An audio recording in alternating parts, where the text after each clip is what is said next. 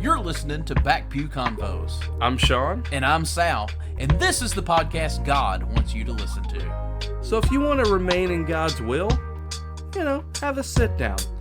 Grab a beverage of your choice. And have a listen. You're welcome.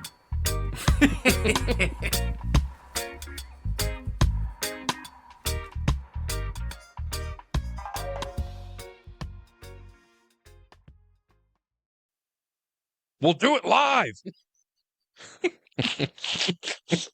Live-ish. Yeah.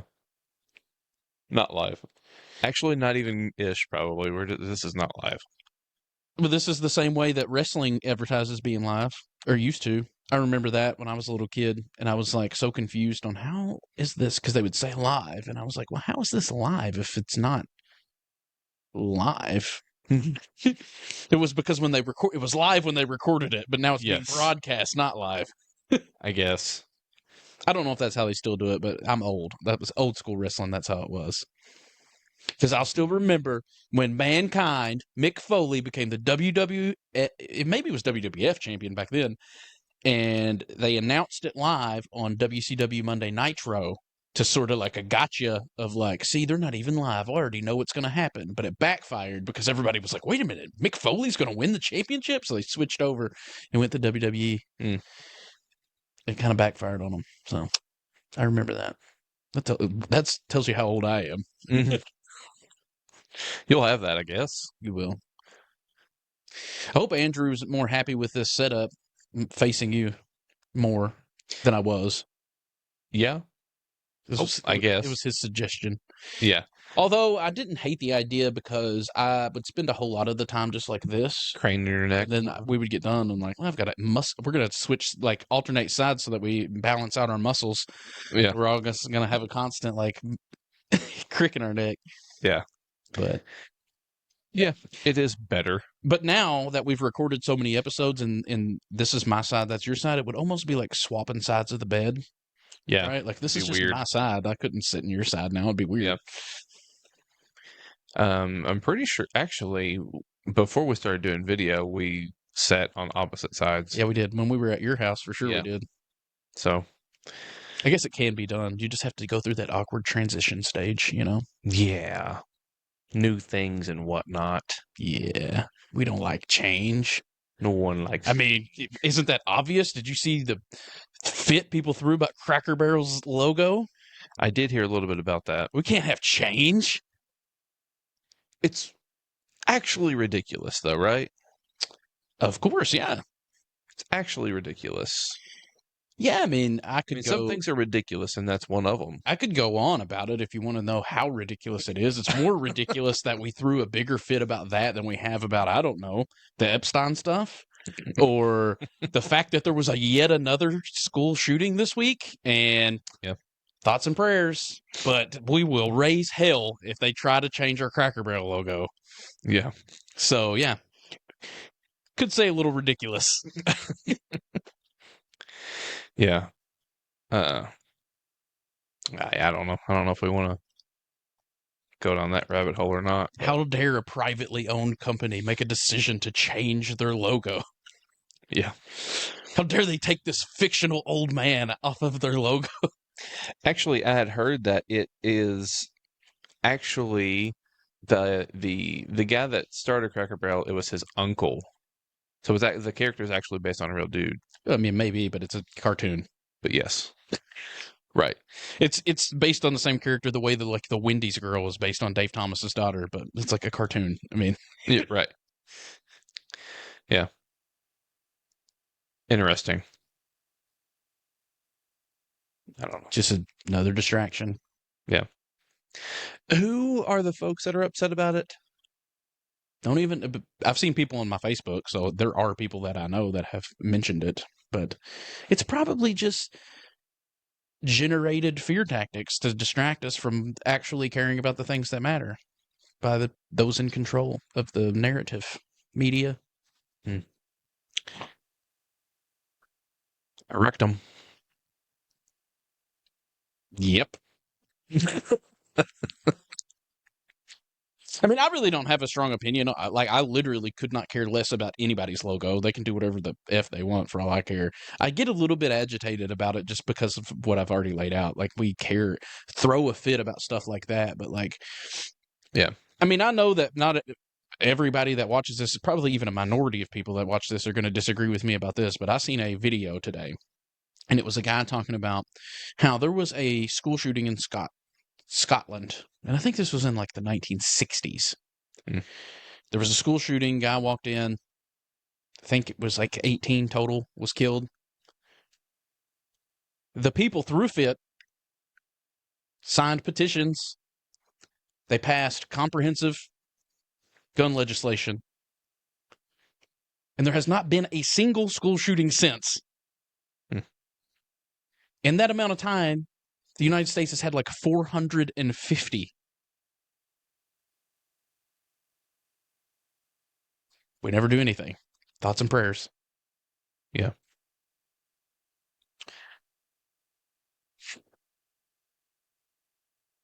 Yeah. So that's why I get a little bit frustrated when we throw such a fit to pressure a company into a privately owned company that's trying to change their logo, such a fit that they bow under the pressure and revert it back to their own logo, but just children being shot down in church pews. This one was in a church. They were sitting in mass. Shot down in church. And Yeah. Yeah, there's plenty to be outraged about and up in arms about that aren't petty nonsense like Cracker Barrel changing their logo. So, it's children starving to death in Gaza. Yep. While we're supporting Israel in their efforts to genocide Palestinian. Yeah. Yeah. Anyway. So there you go. Yeah. Well, and the thing about the gun thing for me is like, I don't even like, I'm not somebody who's trying to come on here and be like, I've got the answers and this is what we need to do. I don't know. I don't know what we need to do. But what I do know is that what we are doing, which is nothing, isn't working. right. You know what I mean? Like, so we have to have a conversation about doing something. We can't just continue to do nothing. Right. You know? Yeah. Like, I don't have the answer, and I don't think anybody has the answer. Right. But you have to have the conversation. You have to do something. Right. Yeah. You just can't just ignore it. Right. I was really thinking today about the quote, and I don't remember who said it. I think the times that I've seen it, it's been attributed to one of the more recent popes, Francis or Benedict or whoever was the one before that. I don't know. I'm not Catholic, but it was something to the effect of, you pray for the hungry and then you go feed them. That's how prayer works. And it was like, that's what I keep thinking of when I always, like, every time there's like one of these mass shootings in America, it's always like everybody takes to their social media and it's like praying for the family, thoughts and prayers. And like, man, I'm not like poo-pooing on prayer. Like, if that's your thing, then that's fantastic. That's awesome. But it's, you can't just, that's a cop-out. We're just going to pray. I'm praying and then not do anything. That's just a cop-out is all it is. Like, that's not how prayer works. You pray for them and then act on it. Like, you are the hands. You are the feet. You are the body. Right. You know? Like, to just thoughts and prayers and then do nothing, that's not, it's obviously not working. These kids were praying. They were sitting in church pews during their mass assembly or whatever, their chapel assembly. So, like, I don't know, man. I get pretty frustrated with that whole thing. Yeah.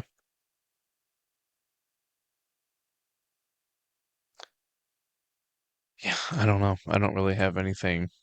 Yeah, I mean, it's obviously not prepared. We didn't put this. This was no topic that we even talked about talking about, which is just something that recently happened. So, I mean, it's not like we planned on it. Like, it's just a live reaction to some of the things I'm seeing and thinking, you know.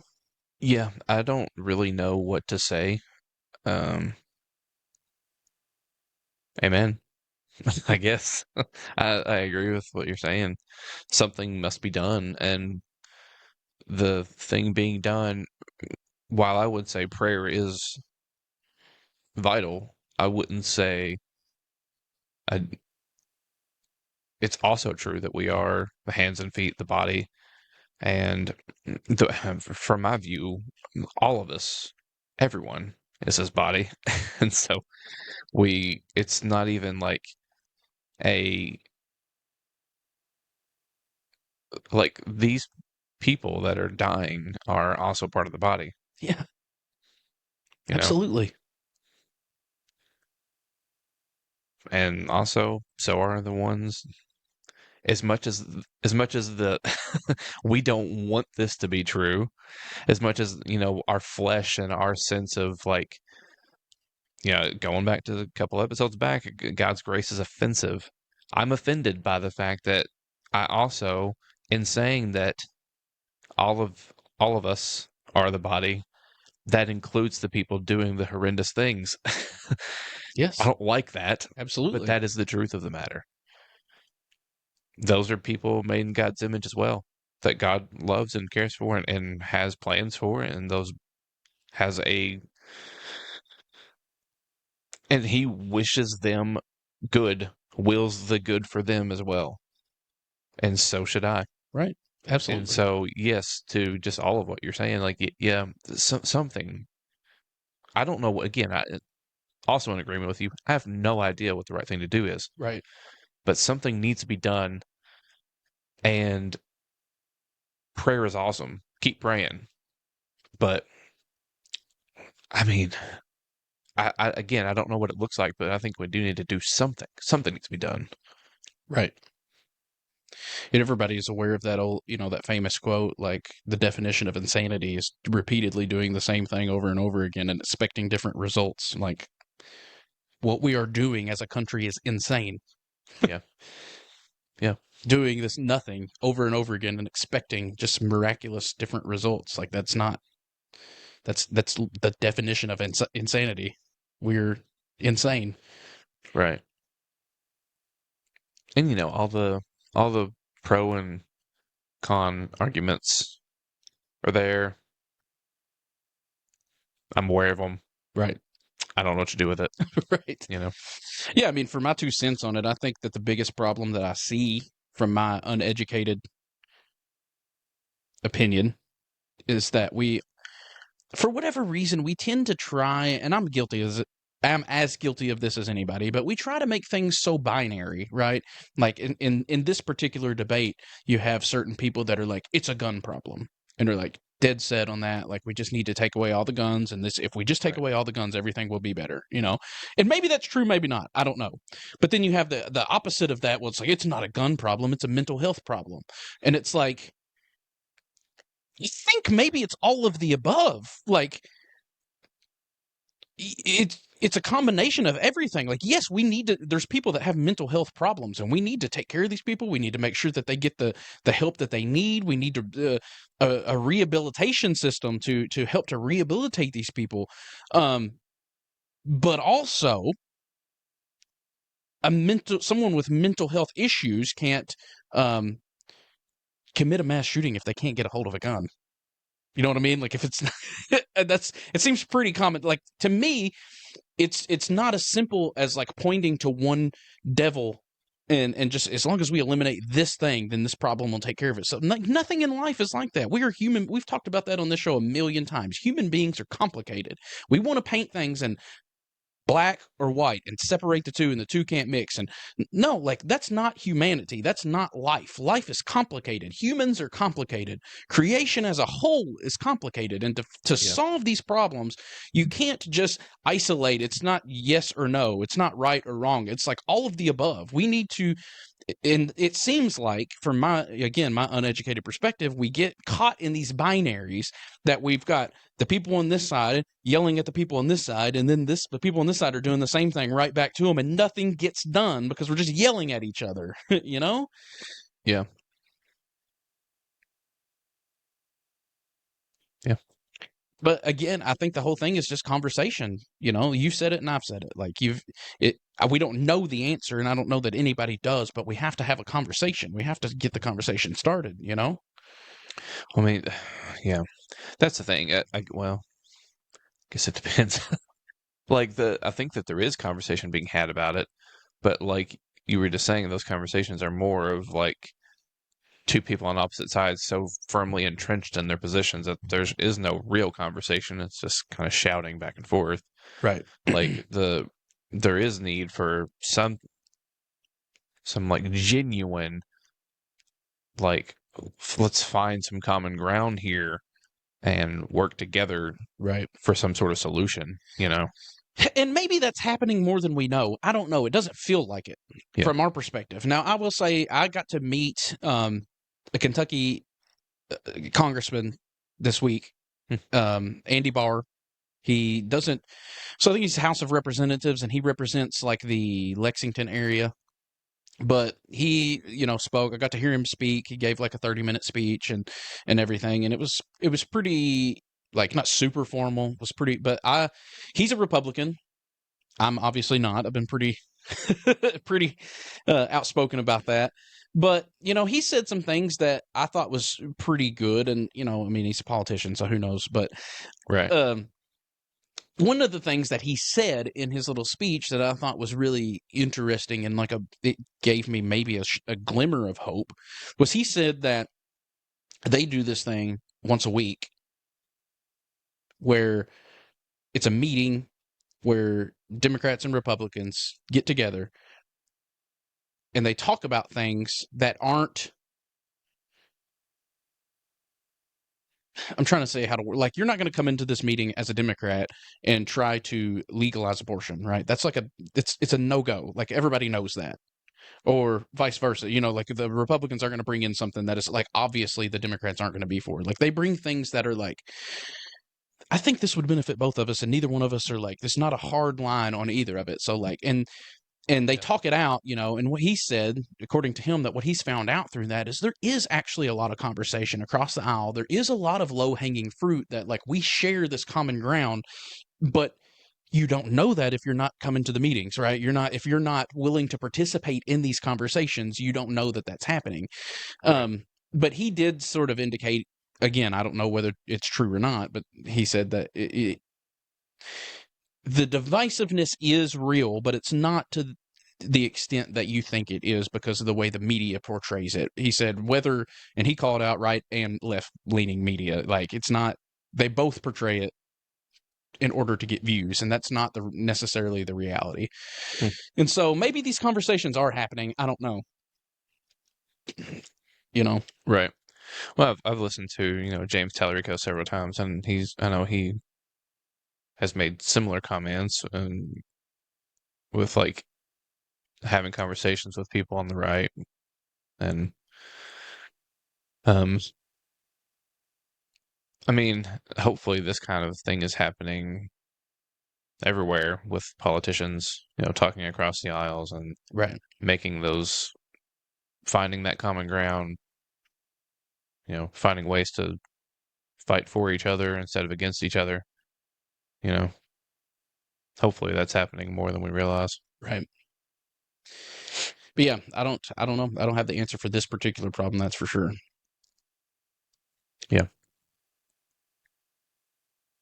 That's my soapbox on that. Yeah. So that's the thing. I mean, with this, like, what do you do? What do the hands and feet of Jesus do in that situation other than pray? You know what I mean? I don't know. Well, I mean, yes and no. I think that when I say that, what I'm aiming more at is because that's always the thing with politicians. The people that actually can do something are the ones taken to social media, thoughts and prayers, but then they don't have the conversation, or they're not doing anything to actually solve the problem. Like normal people like us, I'm sure there are things that we can do that I'm just not thinking of or aware of. But like, to your point, what more could really we do? Right. I mean, I guess we can, like, I'm sure, again, I'm sure there are things we could do. We could do petitions and canvas and do whatever, like there are things that I'm sure that we can do. But if you're actually someone that's holding office, that's your job. That is your job, is to protect the people, to serve and protect. Like, so just chalking it up to, I'm thinking about you guys. I'm so really sorry this happened. Thoughts and prayers. Like, no, freaking do something. Do your job. Right. Yeah. But again, it's just like, I don't even know if it was, I hesitate to even say it because I haven't had time to research it. And I don't even know if it was a real thing or not. But I seen a thing today on social media, and it was like a post from JD Vance that was like, here's just another crazy thing the left is doing now. They're making it like a hot button issue to pray for victims of violence. And it's like that kind, if that's real, again, I didn't research whether it was or not. But if it's real, that's what I'm talking about. Like, that kind of speech doesn't do anything to solve the problem. So what did he allegedly say again? It's something to the effect of like pointing to the left of like, well, now the radical left is making it like a woke issue or whatever. Like it's a negative thing to pray for people. Just simply because people are upset, like what I just said about the thoughts and prayers. People are like, your thoughts and prayers aren't doing anything, right? And that's the whole point, is it's like, no, nobody is saying that you shouldn't pray for these people. Well, I mean, maybe somebody is saying that. I don't want to speak for everybody. But I think most reasonable people aren't saying you shouldn't pray. Like, no, pray for the people. But like, back to the Pope quote, like, you pray for the people and then do something about it. Like, freaking put it into action, man. But again, like I said, I just saw it scrolling through social media, so I don't even know if it's real or not. But that's the kind of stuff I'm saying, is like that kind of rhetoric. That's not having the conversation to solve the problem. I misunderstood what you were saying. I thought you were saying that he said that it was woke to pray for the Oh, victims. No, the opposite of that. Like, I guess like, I got you now. from without looking it up and to verify if it is real, if it was something that he actually said, what I would assume happened is that he posted something about thoughts and prayers, and then people attacked him for doing exactly what I just said. Like, no, every time there's a shooting, you say thoughts and prayers, actually do something about it. You know what I mean? So then he takes that as well, now it's wrong to pray for people according to the left. Like, yeah, that's the kind of stuff that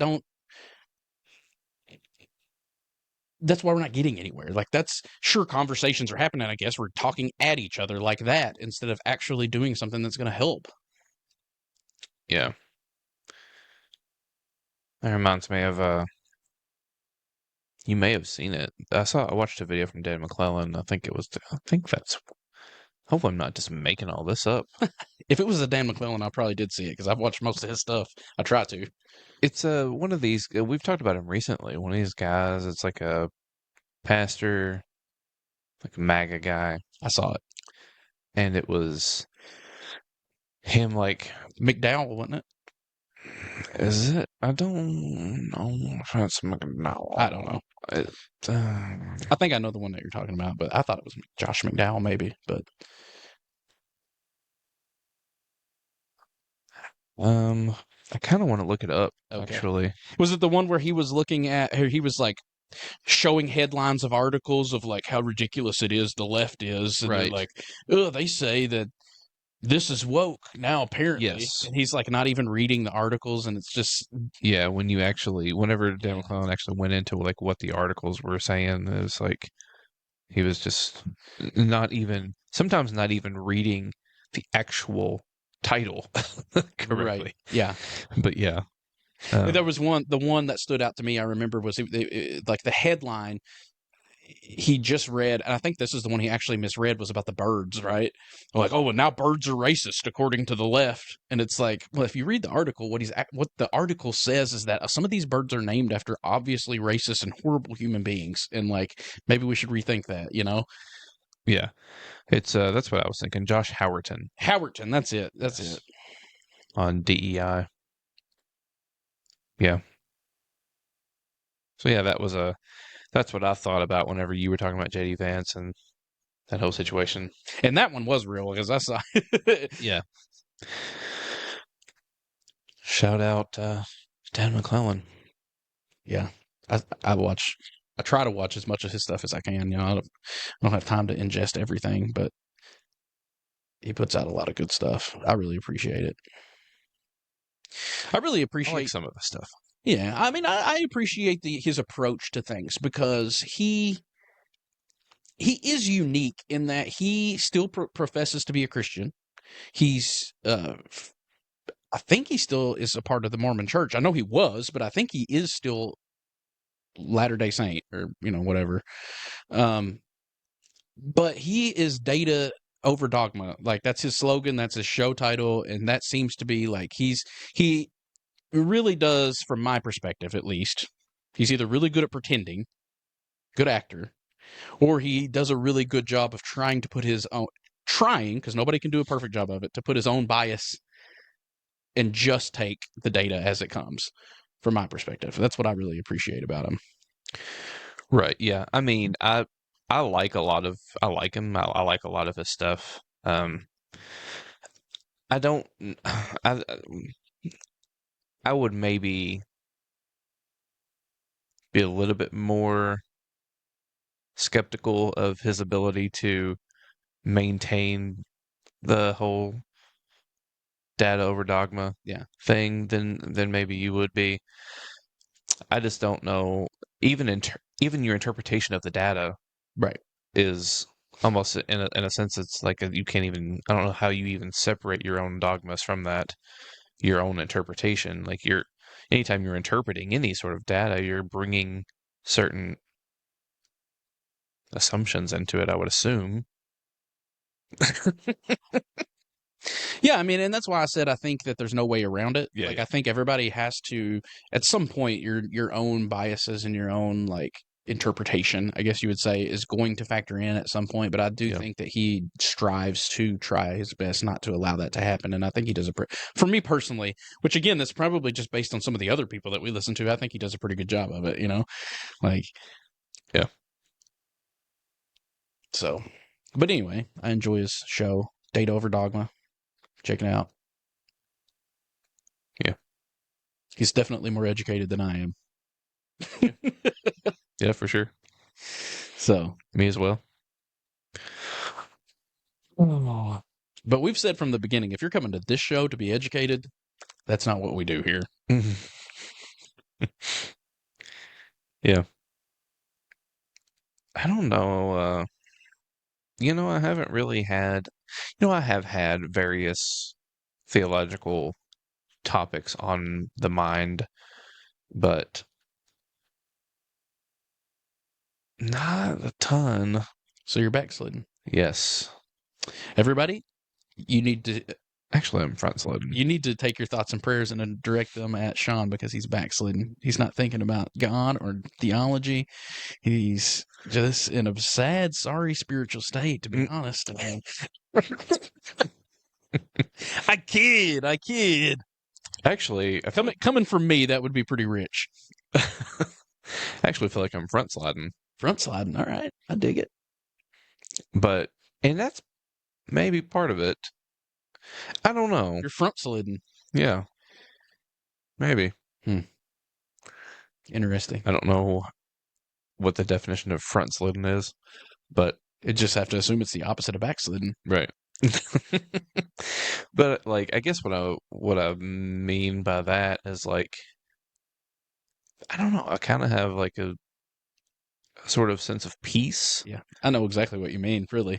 About it, and like really kind of feeling like I feel like I'm in a good place with all of it, and like I don't have any like big existential crisis on my hands, you Right. know. You're not really Like, wrestling with a crisis or yeah. like wrestling with like I've got to figure this is causing me to lose sleep. I've got to figure this out. Like you actually are at a sense of peace. I think that was a good way to put it. Like, yeah, I know what you're talking about. Yeah. And in that peace, I mean, there's rest and all of those things, and all of those things are good. And yeah. So you might call that front sliding. Front slidden. I think we need to copyright that, to be honest. Yeah, let's do it. The first back pew convos merch. Yes. We sit on the back pew, but we front slide, or at least one of us does. Let's put it that way. Yeah. Remind me, Yeah. because that made me think of something that I want to tell you, but I shan't be recording it. Okay. So remind me to tell you about something. And that depends on how long we go and how many topics. Well, it depends on how ticked off you get me today, but whether I remember it or not. Okay. Actually, I don't feel like you're going to tick me off. We already talked about the one thing that was probably could tick me off, not at you, but just in general, the whole, the shooting thing. Yeah. So. Yeah. I have been thinking about some stuff this week, but not in a. I don't know how to say it. I don't know. Backslidden way. Yeah, well, maybe. Some would argue I stay in a perpetual state of backslidness. Some might. But no, I mean, so for me, I think I've said this on the show before. I consider myself really more of a. Not that I consider myself either one of these, because it sounds kind of pompous to call yourself either one of them. But I do consider myself a little bit more of a philosopher than a theologian. And so I have been thinking about things, but more from a philosophical bent. But for me, those two things cross. Like, they're very hard to separate the two. They're very similar, and like they factor into each other. But I've been thinking more about stuff like that. Actually, I kind of have you to thank for it. Not to think, but to thank. Thank. That was a little bit of my redneck Kentucky coming out in me. Thank for it. I got a little. I actually kind of have you to thank for it, because through some of the discussions that we'd had lately about really theodicy, I guess is what it is, like some of the stuff that you had talked about your conception of time and all that. We don't have to talk about that because we've talked about it at length, but but I mean, you can if you want to, but but because of that, it kind of forced me to think more critically about the problem of evil. Right. And what do I think about that? Yeah. And how do I solve for that?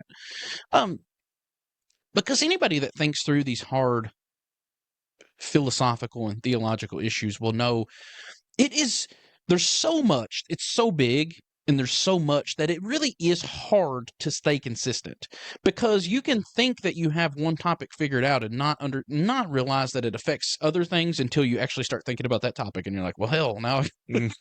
Yeah. You know what I mean? Like, you know what I'm trying to say? Yeah. So it is hard to stay consistent and just topics come and go, man. Like, you can be, I went through a long period of time just because of the course I was taking with Global Grace, where I was thinking about like stuff like the Trinity and the Incarnation and the hypostatic union. Well, like, those are all things that you need to be thought about, and they're great topics, but if that's taking all of your attention, you're not worrying about the problem of evil. That's a whole nother, you know what I mean? Right. And so, just because of some of the conversations that we had, I knew 100% that I didn't see it the way that you see it.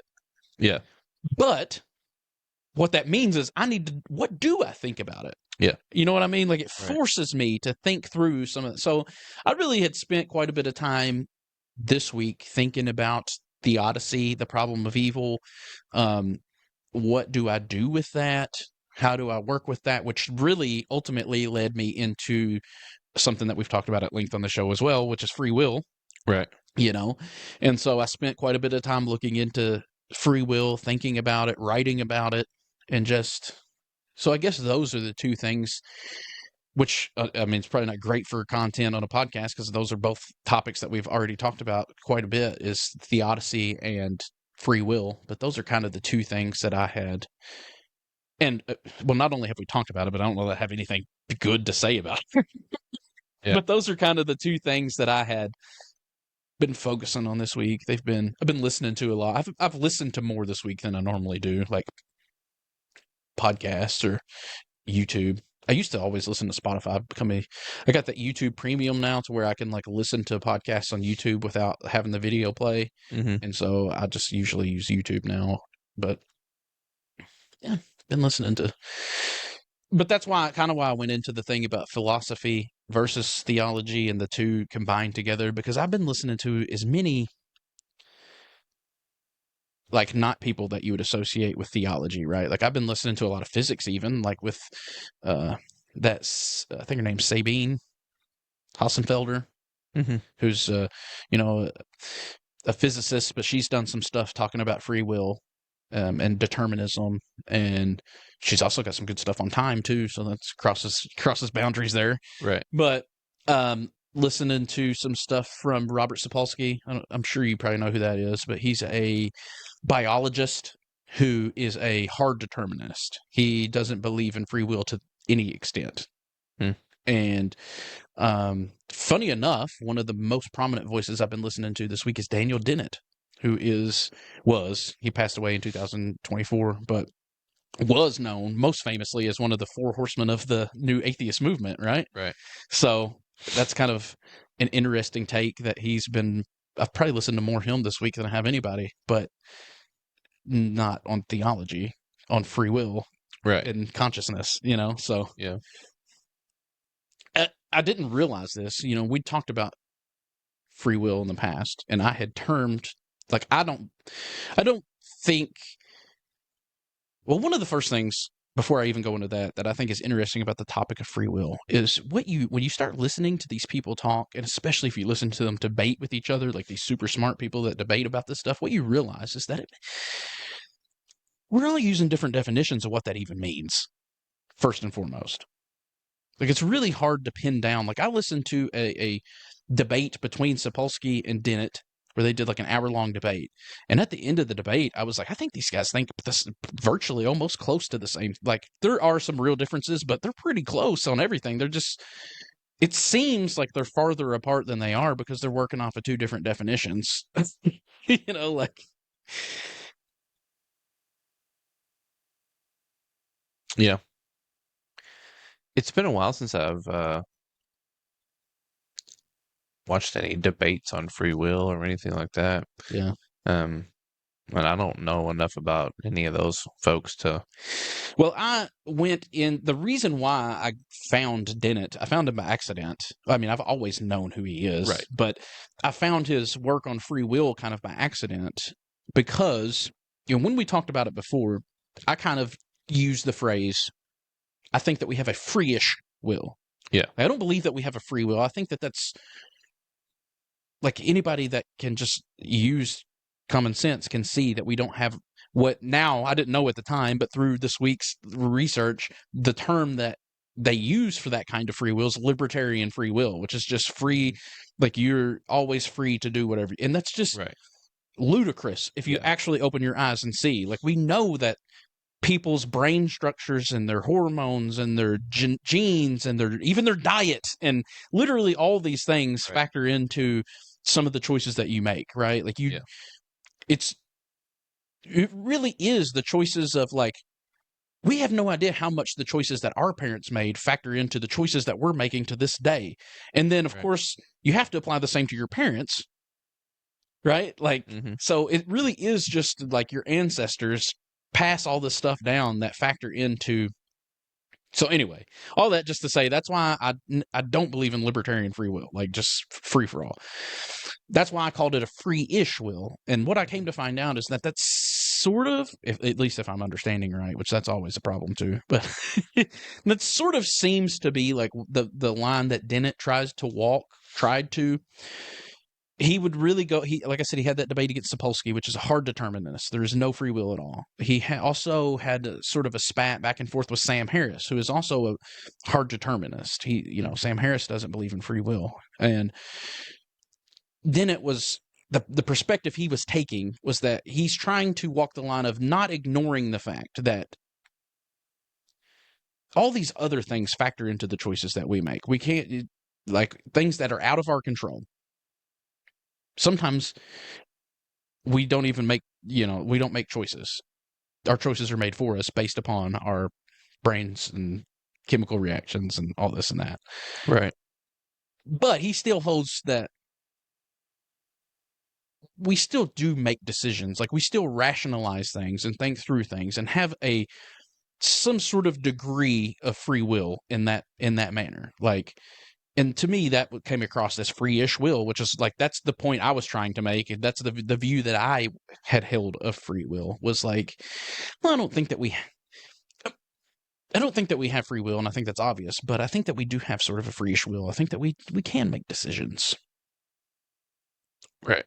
But all of this is just to say it comes up because if there's no free will at all, if Sapolsky's right, there's really no room for God in his, because from his perspective, it's all chemical reactions. Everything that we do is a chemical reaction, and you can't consciously cause a chemical reaction in your brain, right? And like, so Right. like when I say a hard determinist, he's as hard as they come on determinism, you know? Yeah. And if there is evil in the world, Mm-hmm. and it's not through our own choices and actions, well, then the only argument left for that is then God's the author of pain and destruction and evil. And Right. you know what I mean? So like, that's why that topic has been up on my mind this week. So. Mm-hmm. So maybe I missed something. So have you changed your position on free will? No, Okay. I just have a more. I didn't change my position. I just thought through it a little more robustly and wrote Okay. down some I thoughts gotcha. on it. And like, yeah, I'm still a free-ish will. Like I tend to agree with the way Daniel Dennett put it. Like I think that we do. I don't think. I think none of us make choices in isolation, and Right. therefore we don't live in a vacuum. We live in a intricately knit. I think all of creation is like, I take it to the extreme. Like I think that all of these things factor into the decisions that we make, but I also do think that we make real decisions. I think that that's part of our consciousness is that we are able to make choices and decisions. So, I mean, and that factors into like really the only good argument that I can come up with on my own for theodicy. Right. I sent that to you, I think one day. I think it's funny because I don't believe in free will. In a libertarian free will sense. I believe in a free-ish will. But like my theodicy is the free will argument, which is we're conscious agents. And not just us, but all of creation is. And the actions of each and every one of us factor into us and our environment and everything else. And, you know, I guess. All of creation is a free will agent? Is that what you said? I don't think all of creation is is free in the sense that we are. Okay. I didn't mean to imply that. What I meant by saying all of creation is that all of creation is knit together, right? So like I can make a free, I guess you would say, conscious decision to go out and cut a tree down, and that affects the tree, which can affect the soil and can affect all kinds of other things. You know what I mean? I'm with you on that. Yeah. So that's all I meant was that like all of creation and all of our actions are knit together to where none of us act in isolation. Even creation itself doesn't, right? Like, I mean, I don't think that creation, Mother Nature decides to cause a hurricane, like consciously, obviously. Right. But when it does, it affects the rest of us and affects the choices that we make and the experience that we live that alters our brain. And you know what I mean? So like all of these things factor into the next. And, you know, through my thinking through of theodicy, that was kind of the only way that I could. It's the best solution I can come up with. I do like something that you've said before, and I agree with, which is I don't think that we'll ever come to a satisfying solution as long as we're on Earth. Like no solution that we can come up for is really going to do it for us. But for now, that's the one that satisfied me. Yeah, that's a factor for me as well. And then of course universalism helps a lot. But also though, like for me, it's not just, this is something I have thought about because like I said, I have been thinking about some stuff this week. Yeah. But I think that I have kind of so well. See, I don't know if this is fair to say because I've listened to N.T. Wright a decent amount. I've never read him though, so I don't like. I haven't read enough of his. I haven't read his eschatology, Right. but based on kind of the things that I've heard, um, it seems to me, and I think that Tim Mackey, the Bible Project guy, this is what brought it up. Actually, we're doing our Bible study group. We're doing like a little side study, and some of us are. I don't even know who all it is. I think two of you are. Me and Lucas, and I think Probably Steve too. Brother Steve's I been think, doing I think it too. three of you. Uncle Brother Steve's been doing it too. So, the but think that Tim and N.T. Wright have very similar sort of views of eschatology. And I think that for me, a big factor in the problem of evil, because all of this stuff ties together, right? Mm-hmm. So, like, the problem of evil is also tied to the problem of sin. Like, the sin and the fall, like, what even is Right. the fall, and how has this fall, what is it, and what kind of effects has it had on all of creation, not just humanity, but all of creation? And, like, to me, so N.T. Wright seems very dead set on maintaining the goodness of creation and humanity, which I'm with. I'm good with. But there's also, I think that you have to, for me personally, I think we can maintain that there is goodness in humanity and in creation while also realizing that the fall is a real thing. Like there is a gone wrongness, right? Yeah. I Like, hope. Like I hope there's a gone wrongness, right. because if this is the rightness, Yeah, that's not great. right. We Like, we literally were just talking at the start of the show about a 10-year-old and 8-year-old that got gunned down. So exactly, yeah. Like there is a reason that's even a possibility for us as humans to do that to each other. There's a reason for that, and dadgummit, that must be the fall, right? Like the fact that there's destruction, even the fact that there's destruction in our weather patterns. Like you were talking about Mother Nature, just a second, that's what made me think about this. Is like, um, there is a fallenness even in creation itself. I think because like, and I don't know. I know this might get a little out there for some folks, but like for me, it really is kind of just taking seriously, like taking all the way to the end what we say to be true about God. And like, if I'm going to say, which I have and I stand by, that God doesn't create evil, doesn't need evil, that God isn't violent, is non-retributive, um, then it doesn't seem to make sense to me that God would create the world in such a way that there's destruction, earthquakes, floods, uh, all the things, tsunamis, whatever it is, things that bring death and destruction to God's people. It doesn't make sense to me that's part of God's ultimate plan. It would make sense that that's part of the fall. I guess all of this is really, I'm kind of, what I'm trying to say is like,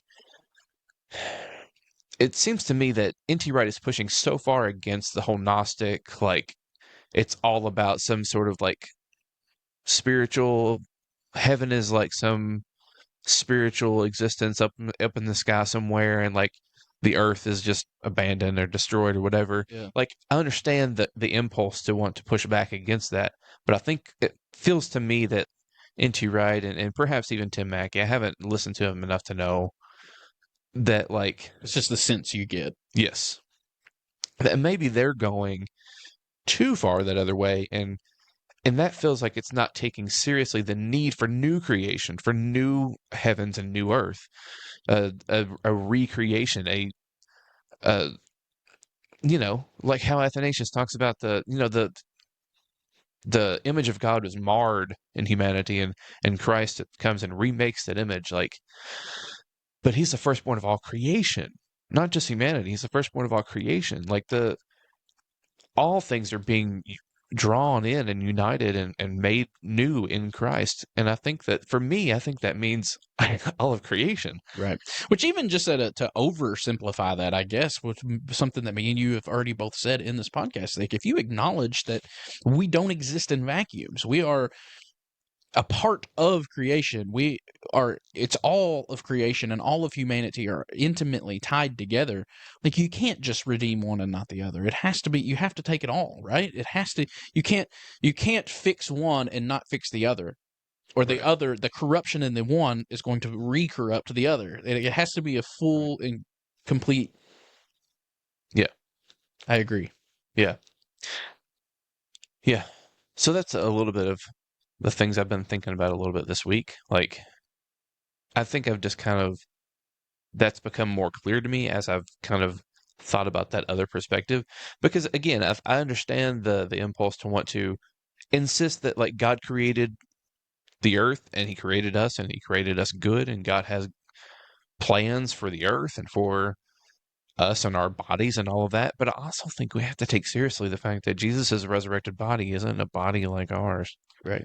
And the fact that, whenever in Revelation, when it says the Lamb seated from the throne says, "Behold, I'm making all things new." Like, there is a newness, and I know that, like, I'm not saying that N.T. Wright or Tim Mackey would deny new heavens and new earth. Right. It would just mean something different, I think.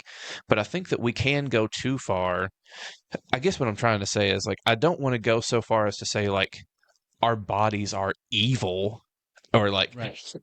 like the sort of Gnostic idea that like the goal of this life is to escape our physical bodies. Right. Like, I wouldn't say that, but I also wouldn't say that, like, no, it's really just like this is it. It's just we just want all of everyone to be Christians or something. You know what I mean? Yeah. It's like, uh, and I'm not saying that that's what N.T. Wright believes, but like there's something in between there where like we're taking seriously the fact that like God has plans I mean, of actually fully completing this act of creation, of making all things new, of making everything right, righting all wrongs, all of that. Like,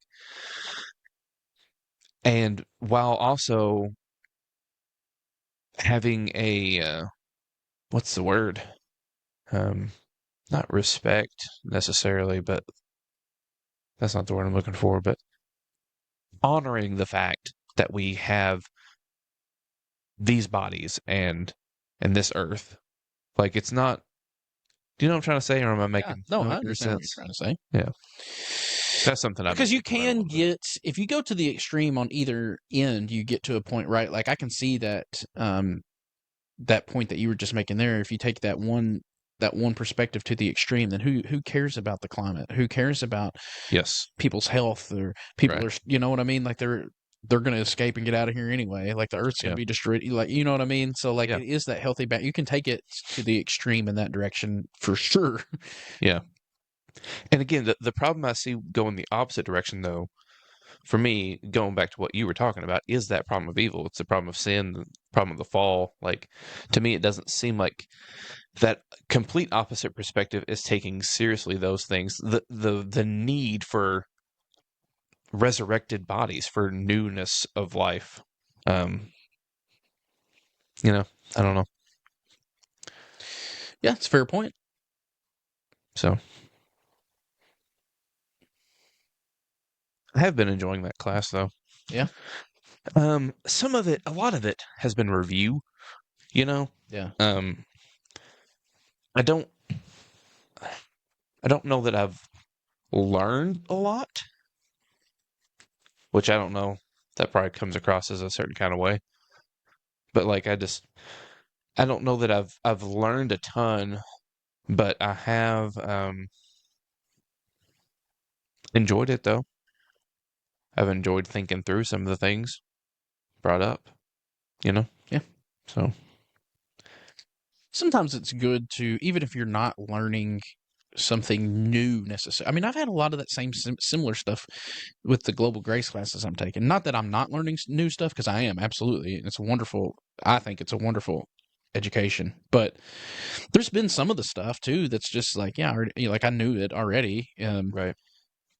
But sometimes it's just good to be reminded of it, like a lot of that Mhm. stuff. It's kind of like what I went to earlier, where like there's theology is big and there's so much that are just interwoven together that you just don't even think about some of this. Like it's locked away somewhere in your brain, but you don't even think about it until you like read it or come across a video of it again, and you're like, oh yeah, I remember this, and kind of brings it all up fresh and anew again, and then that Mhm. opens your eyes to get something new out of the next thing, because it like shifts your paradigm to where your mind is thinking more in that direction.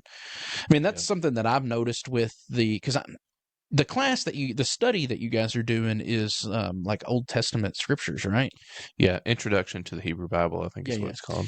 Which is, it's funny because that's the class I'm doing current. I've been doing it for months because I haven't been doing my work like I need to. But it's Yeah. it's Old Testament interpretation is the class that I'm in right now, and so I'm just thinking similarly, should be. I'm not taking the course that you guys are, so I don't know what you guys are getting out of it, but should, I would think, Yeah. I would think that it's a lot of crossover, a lot of the similar things, but I've noticed that it's in some of the stuff I've read or listened to, it's kind of shifted my paradigm to where like when I read the next day, I'm able to, my mind is already sort of in that mode to pick up on stuff that I maybe wouldn't have, you know what I mean? Yeah. So Yeah. I did actually, you probably should. I didn't send it to you, right? I thought about sending you a link to the session, yesterday's session oh that no, we did. you didn't send me that. Um, because that's been my favorite one so far. Um, and again, it wasn't really anything in there that was new, but it just was, um, it was just an interesting topic. It's just an interesting topic in general. It was about the inspiration of Scripture. Always an interesting topic. Yeah. And someone did pose the question that we've talked about on here before, which was, is theoretically, if we are inspired by the Holy Spirit and we write something, is that God breathed? Right. Is it the same? Yeah, that was something that one of the folks asked Tim, and he said, yes, in a sense. Um, he said probably something a little similar to what I said, but said it way better than I did whenever we talked about it before, Yeah. which was basically like, yes, but the the scriptures maybe are uniquely inspired to tell this story of Jesus, to point us to Jesus specifically. The Gospels kind of act as like, this wasn't Tim Mackey, but I've heard Chris Green talk about the scriptures as like a vascular system. It all comes back to the same heart, Right. and Yeah, I that mean, heart is Jesus. it almost just seems kind of common sense, really. I mean, we're how many years after Jesus, like we're not going to tell the story in a way that's not already been told in the scriptures. You know what I mean? Right. Like, are you sure? I think right? I think I've written inspired things. I think music that we listen to that is written by Corey Asbury or whoever is inspired. You know what I mean? Like, I think Yeah. every day there's inspired things that are coming out. But like, I guess to that point, yeah, to tell that particular story, it's already been told. Right. You know what I mean? Yeah. So, yeah, there was a couple. I can't remember now off the top of my head, but there was a couple of different things that got brought up in there that I thought it would be worth sending to you. You would dig it. Can you dig it? But there was a Yeah, I really liked yesterday's because yesterday's is kind of where I got the whole some of the NT Wright stuff. He didn't mention NT Wright, but um, some of the I just came away with a lot of questions, and I knew that I disagreed with Tim Mackey on some things, and I knew eventually in the courses I was going to come up against that. And Yeah. yesterday was the first time I kind of came up against some of that, I think, and which is one reason why I liked it. You Yeah. know? But yesterday they were talking about so, so I've this whole idea of like how to approach the scriptures and all of that. I've went through a lot of different iterations or different a process. As I would argue, anybody who's critically thinking about these things and really trying to think about these things should. Right. But And so yeah, I went through a point in time when I thought that like unless you were making sure that you are fully aware of the not just the context of the text, like the surrounding verses and chapters and all that, but the cultural context, historical, the authorial intent, authorial intent. Like if you weren't aware, as if you could ever know that. But exactly, exactly. But like if you, the goal here is to get to the authorial intent. In Right. other words, the goal here is to find out what the author said. What is this guy trying to say? Yes, and um, and that is the meaning. You know, there was a point in time in which I think I probably would have leaned pretty heavy on that. Yeah. I think I probably would have too at some point. And I've since changed my mind on that. And I think that's where I don't think he would put it that way, but I think that's kind of where Tim lands on a lot of this. And it's still early in the course. You know, he did say that they're going to talk about allegory close to the end of the course. So I don't know how many sessions Right. that'll be before I get to that, but like that's, and I just say allegory because like really part of I think again this goes back to like let's just I'm trying to take very seriously what I say with like trying to be like you talked about being consistent earlier. I'm trying to be consistent about like that what do I say about this and how does that relate to this over here? Right. So like we always talk about people not thinking through their theology beginning to end and the downstream effects. That's what we're trying to do here. right. Yeah. And so like if I believe that God is infinite and God is mysterious and that God is drawing us into that mystery, but we never will find the end of it. If I believe that to be true, then why would I think any differently about the scriptures that God inspired? Right. So, like, there's no bottom to get to. There's no getting to the bottom of this scripture. There is no, even if we could 100% find out what the authorial intent was, what the author intended to say,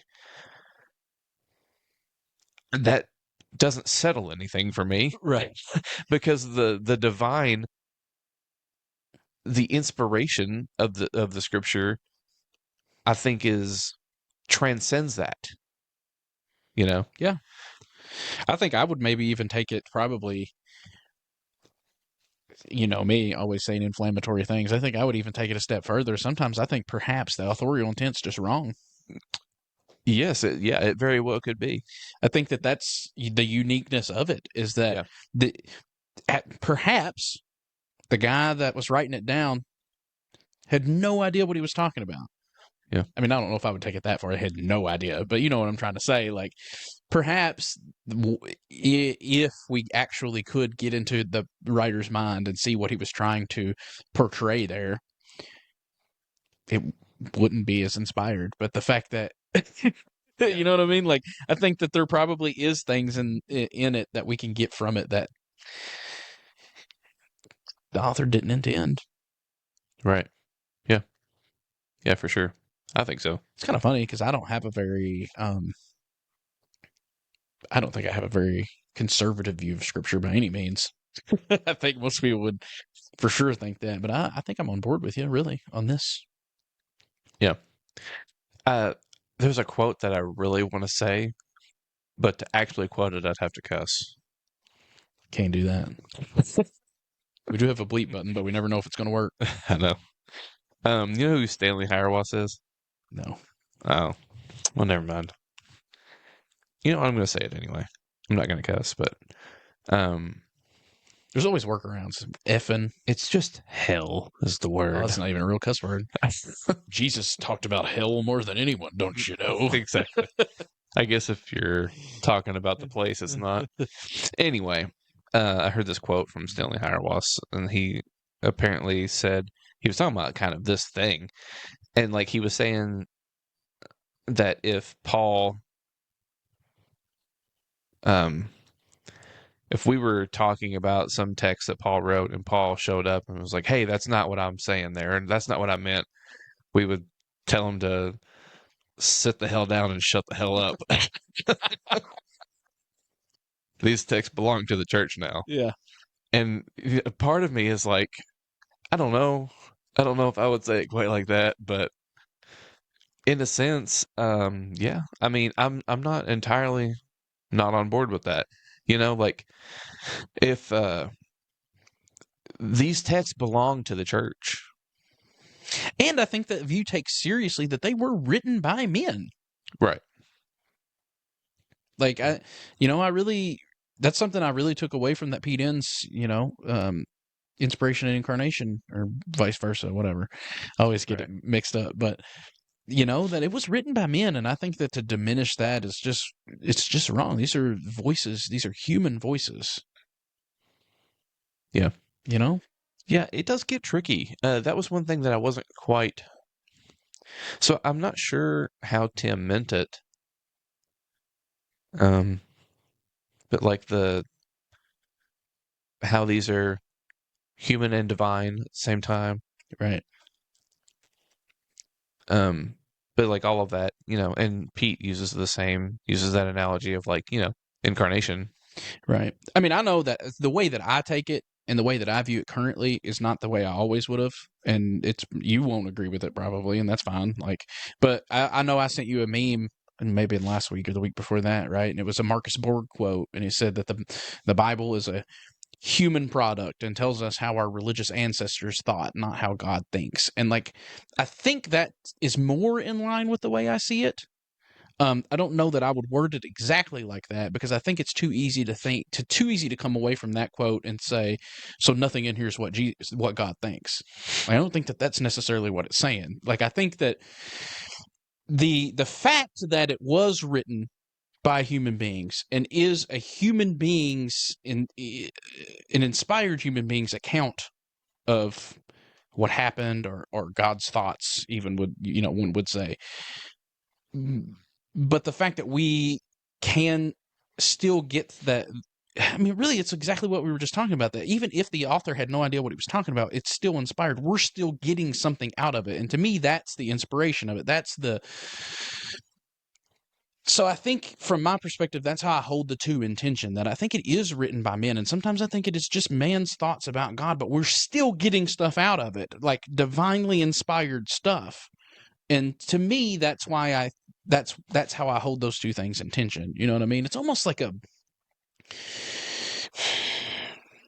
my mind, I mean, this doesn't make any sense if you take it literally, but allegorically, it's almost like it was the words of man being written down.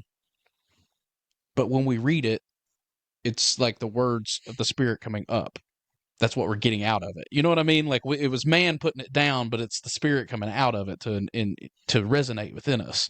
And I mean, I guess that's the way I take it, right? Like, I think you can, like, I think, at least personally, I think that there are some things in there that are more man's thoughts than God's thoughts, but I still think that they're inspired. Like, I still think that you get stuff out of there. Good stuff, like inspired stuff, God stuff. Yeah. Yeah, I'm not sure. I agree with some of that. Some of it I don't. Right. But yeah, I mean, I think I would put maybe more emphasis on the inspiration of the writing itself than you would. Yeah. But yeah, And that's what I figured. Like, that's where I figured that you would, that's just a difference between me and you, really. yeah. But yeah, so I don't want to poo-poo on context or anything though. Also, like I'm not saying that like we shouldn't also do that. Yeah, absolutely. I Absolutely. I definitely think that yeah, for sure, educate yourself on the culture and the context and the all that stuff is really cool to learn, and all of it really does all of that really is illuminating as you read the scriptures, like to find out, like whenever it's talking about this thing, like if you understand what that means in the culture. Like actually, I was listening to a podcast today when they were talking about um a lot of stuff we miss, Yeah. Mm-hmm. like in particular, like in Paul's letters, there was it was actually they were talking to it was Chris Green and can't think of the other fellow's name that he had on there with him, but they were talking to Melissa Archer, and they were talking about the household codes Household code. in Ephesians or whatever, and they were really talking about how it we we miss so much of what Paul is saying because we're so far removed. But like if you think about like the honor shame culture that it was written in, a lot of the stuff that Paul is saying wouldn't have made any sense in his in his culture Yeah. and at that time. It's pretty subversive, you know. Um, Yeah, I mean, that's sort of similar to what I was trying to say. I don't remember if it was last week or the week before when we talked about the verses in Colossians that some people use to like kind of explain away slavery or racism or whatever, you know what I yeah, mean? yeah, And that's kind of where what I meant by that is like, I don't, I don't think that we should try to go to this to get our ethics for slavery because I don't think that's even what he's talking about. Like he's in his society, that wasn't something that he was concerned with. And I don't think that that's what he's even talking about. Now, I think that you gave an alternative reading of it that I still think it gets you in a great place. It's a fine way to read it. Like, I don't know that I believe that's what he was actually doing, but I think it's a fine way to read it. You know what I mean? Like, yeah. I guess it really depends. I guess it really depends on whether you think, because like I actually really like that reading that I took on that, yeah, and which it wasn't even original to me. I heard it from someone else, um, but I think that makes sense, and I think that that's probably something we ought to bear in mind as we read Paul, because yes, Paul is which I mean it goes back to the whole like how much of like the human author, right. but how much is that human author inspired as the writing in the writing of it, you know, and how much has like if did Paul actually have this Damascus Road encounter? Did Jesus has Paul actually seen the resurrected Christ and talked to him, learned from him directly? Has Paul actually had this transformative experience in his life where his life is completely changed and turned upside down by this man Jesus? And that it seems like he has based on the text. And like where is it in Acts? They're talking about these two that have turned the world upside down, that flipped the world upside down. The people around the disciples, the apostles, like that was their view of them. Apparently, it was that these guys are like flipping everything upside down. Yeah. Everything's upside down for these guys. Or It's everything's upside down backwards. kingdom, right? Exactly. And so, if that's true, and if yes, Paul had a context, and yeah, the slavery and that honor shame culture, all of that was stuff that he was surrounded with. But what if he really did have this transformative experience with Jesus Christ that altered his way of thinking? And what if he really is doing something in those texts that we're so used to hearing them that way Yeah. that we assume, oh, he's just a product of his time? But maybe he's not. Maybe he's actually doing something way ahead of his time because of this experience he had Yeah. with Christ, you know? Yeah, maybe. I mean, like I said, I don't think it's a bad reading of it, obviously. Yeah, I think it's fine. I just don't know. I mean, I don't know. Everybody that's watched the show knows I'm a little more skeptical on, Right. you know, so just naturally, I don't know that I necessarily think that was the intent behind it, but I think it's a fine, it's a perfectly good reading, and maybe like it's plausible. You know, it's not implausible. It's not like I don't take offense to it or anything. Like, Yeah. now, I do take offense to people that try to read it to justify racism or slavery, but Yeah. Yeah. Well, like even those like household codes and like putting like women being subject or being dominated, lorded over by their husbands, you know. Um, even in Ephesians, though, if you go back to chapter 1, that's the other thing is that we read these things in chapters and verses, and here a verse, there a verse, everywhere a verse. yes, and we forget like everything that came before it. That's part of this letter that would have been read all at once. Like you can't forget what was said before, and like those. It's already talked about there being one body. It's already talked about there being that like everyone is equal and united in Christ, and so you have to keep that in mind whenever you go to this like part about wives being subject to the husbands and all of that. Like all of that has to be informed by what he's already said. And anyway, Yeah, I mean it's like I did notice something similar to that when I was reading. I thought it reminded me of that conversation when I was reading Exodus 32 the other day, just because Exodus 32 is a wild chapter. Yeah. And I mean, I've read it a million times, the whole chapter, and never really paid attention. It's not that you never pay attention, but it really is. You just get so used to reading things a certain way that you're like, I just know this. You know what I mean? But like,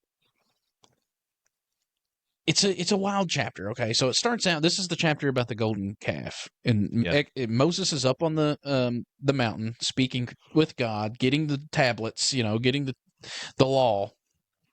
And God speaks to Moses and was like, I'm ticked because these people are down there acting fool. I am PO'd. You know what? I'm just going to kill them. I'm going to wipe them out. The only one I'm going to save is you, and everybody else is going to be gone. Yeah. And Moses is like, wait a minute, bro. Chill. That's taking it a bit far. Chill, God. Let's just breathe. Think this through. Yeah. Take it easy. And what he actually said was like, think about the promises that you made to Abraham and, you know, all the patriarchs. What are people going to say? Yeah, what are they going to say? What are the Egyptians going to say? And apparently this works, and he changes the infinite God's mind. It's like, yeah, I never thought about that. Never thought, you know, I didn't see it in that way. You're right. So yeah, the God who knows everything apparently didn't think that through. Right. And so so Moses changes God's mind. God's like, all right, I'm not going to kill him. You're right. Good idea. Yes. So then Moses goes down the mountain and gets so mad that he throws the tablets down. He grinds up the golden calf, puts it in their drinking water, like burns it, and whatever's left goes in the drinking water, forces them to drink it, and then tells the Levites, like all the people who were like on Moses' side, to just kill everybody else. And they kill 3,000 of their brothers and neighbors. And to top it off, Moses says, the word of the Lord says, kill them all. Which is just wild, because that's not what the word of the word of the Lord was. Yes, I'm going to kill them, and then you changed my mind. You talked me out of it, and now you're saying that, you know, like it's a wild chapter from beginning to end. Yeah. But I got to thinking about that, because if you think it through, obviously the obvious thing that stands out right off the bat is, how does God change his mind? Like, if God knows everything, especially that kind of argument, like, come on, God didn't think about that. Come on. So, like, there's got to be something else going on here in the story. There's got to be something else to it. It's like, what is it?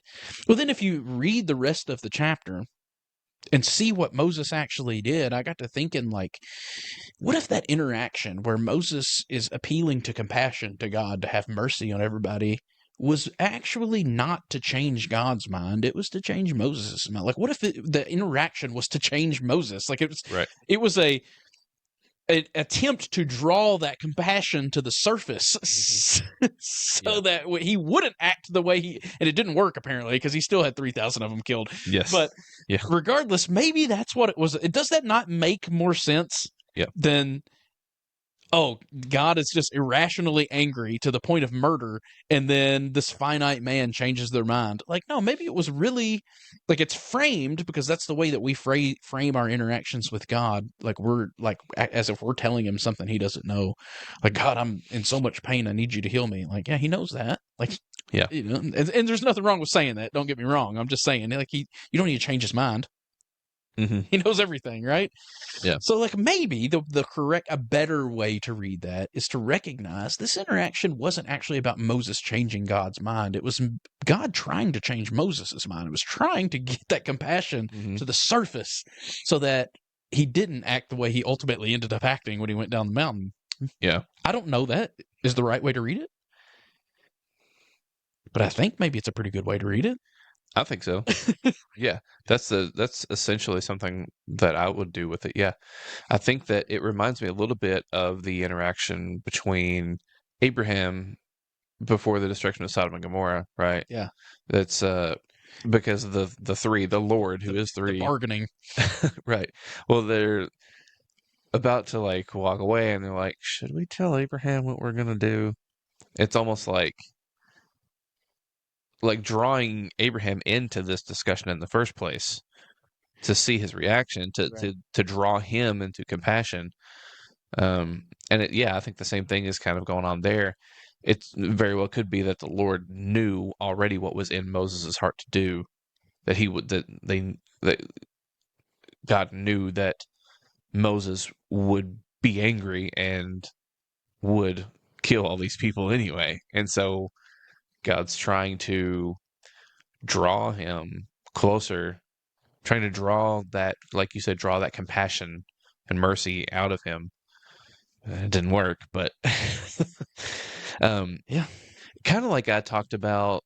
I can't remember if it was the last episode or the one before that. Remember I talked about that creating space, creating a distance. Like you're never separate, but like God giving you space in a sense. Oh, yeah, I remember this. Okay. But that space is only meant to draw you closer, to be filled with deeper communion, deeper intimacy and knowledge and understanding and all that. So, yeah, I think those things like that seem weird. I think that's a lot of times that's what's going on. I think that like because even just using the analogy, like just using the word distance, like creating distance, like if you think about like what is more distant from God's character than that, you know what I mean? So God's like in that sense, you could use just be a little, I don't know what's the word, playful, about it. You could say that like God is creating distance even from his own character in order to draw out of Moses the truth of God's character. You know what I mean? Yeah. The God character in this story doesn't sound very godlike. Right. Doesn't sound very Jesus-like. Right. But even that could be a part of that creating of that distance.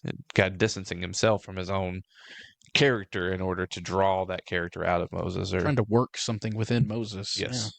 I think. I mean, I don't know, and I don't know that that's to the conversation that we were having just prior to that. I don't know if that's what the original author meant or not. If I don't know if that's the authorial intent, but I think that that's an inspired reading of it. I think that that's what the text is. You know, that's what I got out of it. That's the inspiration that I got from it. You know, regardless of what the original author of that meant. You know, so that's I think a good analogy or a good way of framing inspiration to me. You know. Yeah. But man, that's frustrating. Freaking A. Frustrating why? Because it's not straightforward. Yeah, well, yes and no. But that's the crux of it, but not even necessarily for myself, because that, I don't know.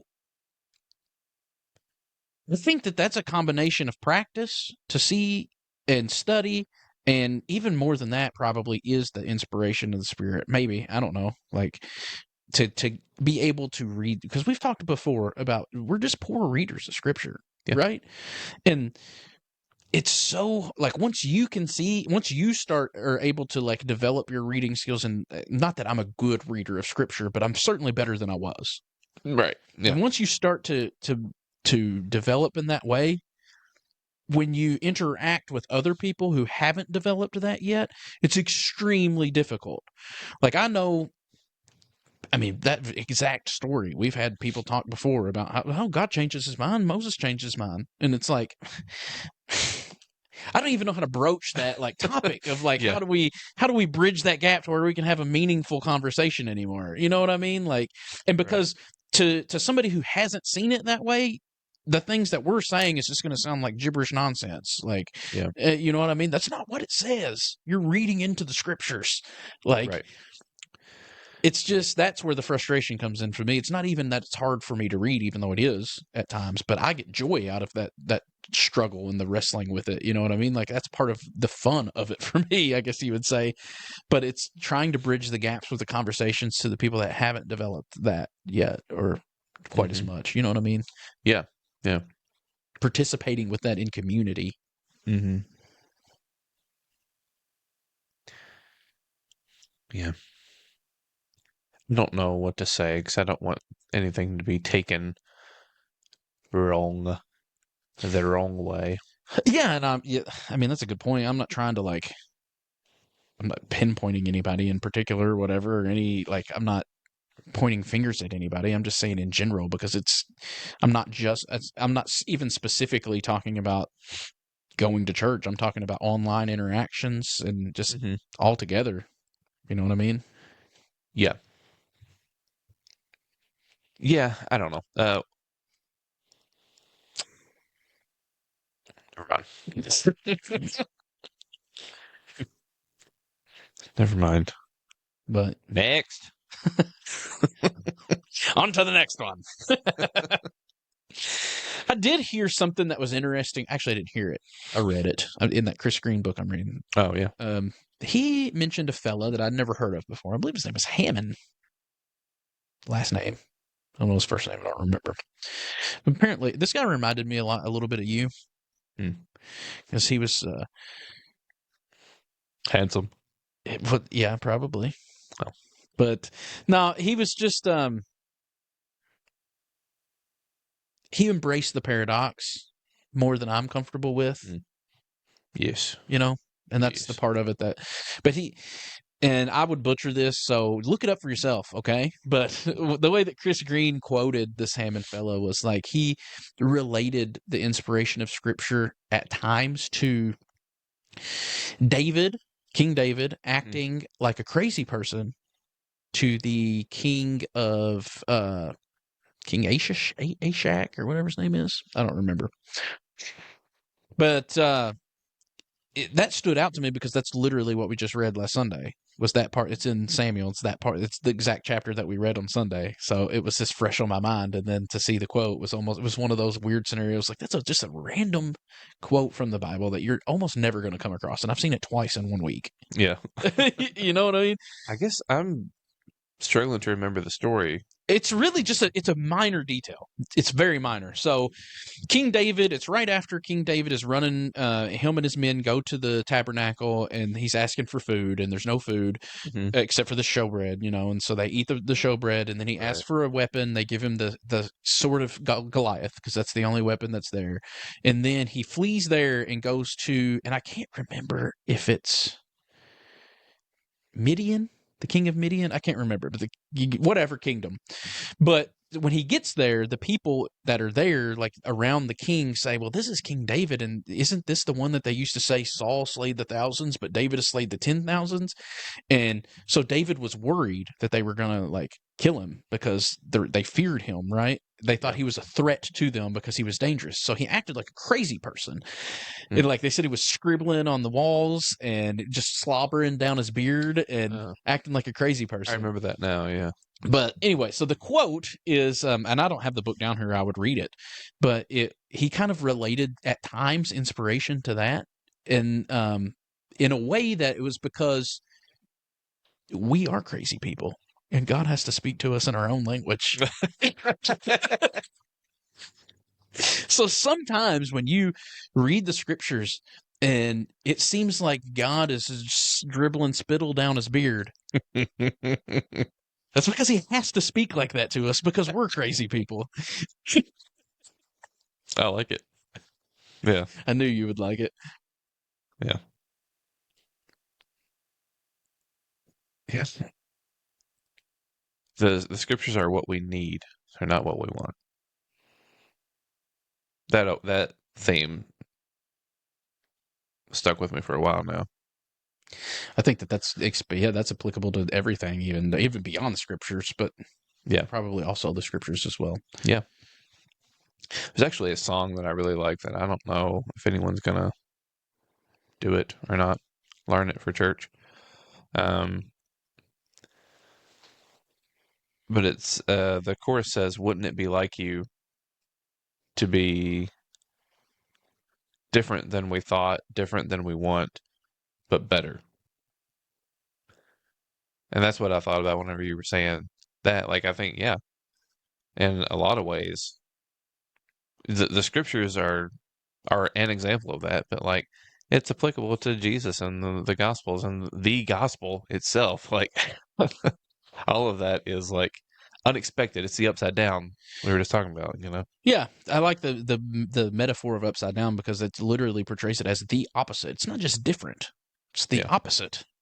You know, Right. with speaking of the gospel and the story of Jesus, like everybody's looking for a war king, man, Mhm. a liberator that's going to slay our enemies, Yeah. chop the head off the enemies, right? Slay them all.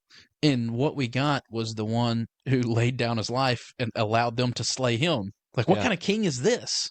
Right. It's the opposite of what we were looking for. Exactly. Yeah. It's upside down. Right. It's not what we want. It's not what we thought it was going to be, but it is better. Which is crazy because people are still looking for that guy. Yeah. Some people are still finding him somehow. Yeah.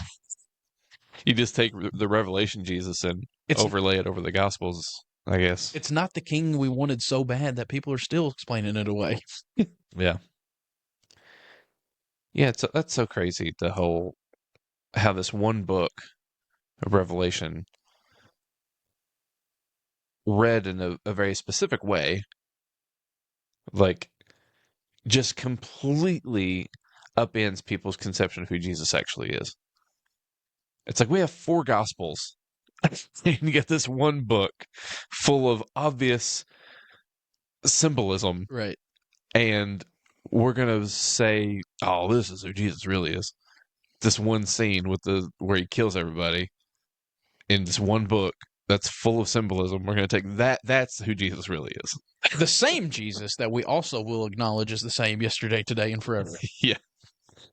We're gonna say, "Oh, that's who he really is." Wink, wink. And this gospel Jesus, that was all just because we're low down, scummy sinners. He just had to die so that God's wrath could be appeased. But Right. he wasn't really here to serve. He wasn't really into washing feet. He wasn't really concerned about the meek and the lowly, and wasn't really who he actually is. He's the guy with the sword. Come on. He's the guy with the sword killing folks. He is the guy with the sword, but his sword doesn't look like what you want it to look like. It doesn't look like what you expect. Everything about it is the upside down. What's coming out of his mouth, and it's called the sword of truth. So it's probably just like the things he says, right?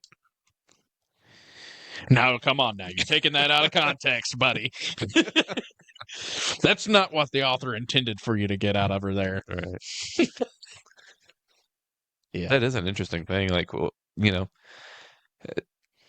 it could, yeah. Because there is a way of reading Revelation And it's possible that the author intended to mean, it's possible that the author of Revelation really did have a certain set of people that he thought deserved to get their gettings in the end, and he wrote about it. You know, that is a way of reading it. Yeah. It's not a very Christ-like way of reading it. I would argue not a very good way, but Yes. who am I? Right.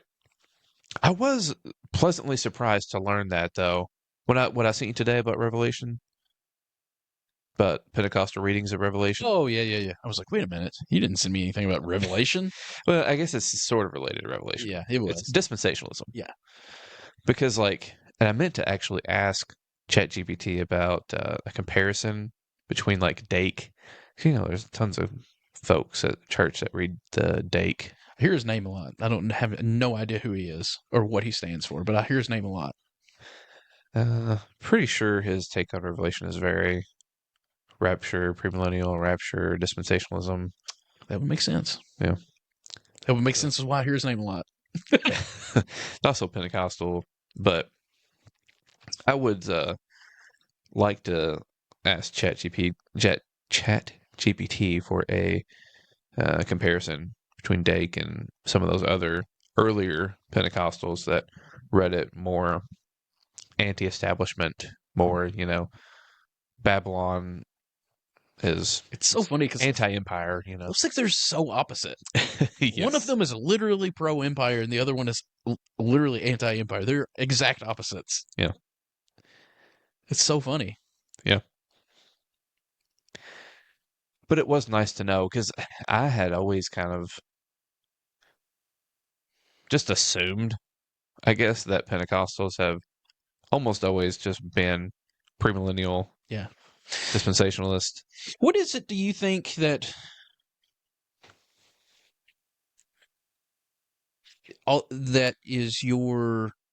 that drives your interest in Pentecostalism particularly? I know that you've looked a lot into the history of it, and you've asked a lot of the questions about, like, what is it that, because it's easy, I guess where I'm coming from with this question is it's easy to look at a lot of the things that you perhaps don't agree with and just be like, well, this isn't for me. Yes. Yeah. And I think that that's probably the approach that most would take. But I think that rather than taking that approach, you've taken the time to dig into the who, what, when, where, why, how, and like still tried to maintain a hold on your Pentecostal roots. So what do you think? I don't know. I don't, well, for one thing, I don't want to make it sound like I'm any sort of expert. Oh, right. Like, when I say that I've, like, looked into the history, it's, like, probably not even enough to say that. I have looked into it. I have educated myself a little bit on it, but I'm certainly no expert in the history of Pentecostalism or anything. But I think it's because I've kind of done the same thing with the church history in general. Yeah. And I think part of it is that I don't know, I'm a traditional guy, I guess, in some sense. Like, I've always been someone who cares about tradition. Yeah. And I've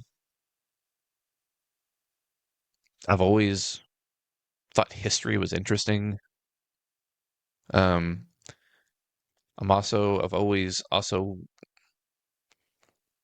kind of cared about, like, I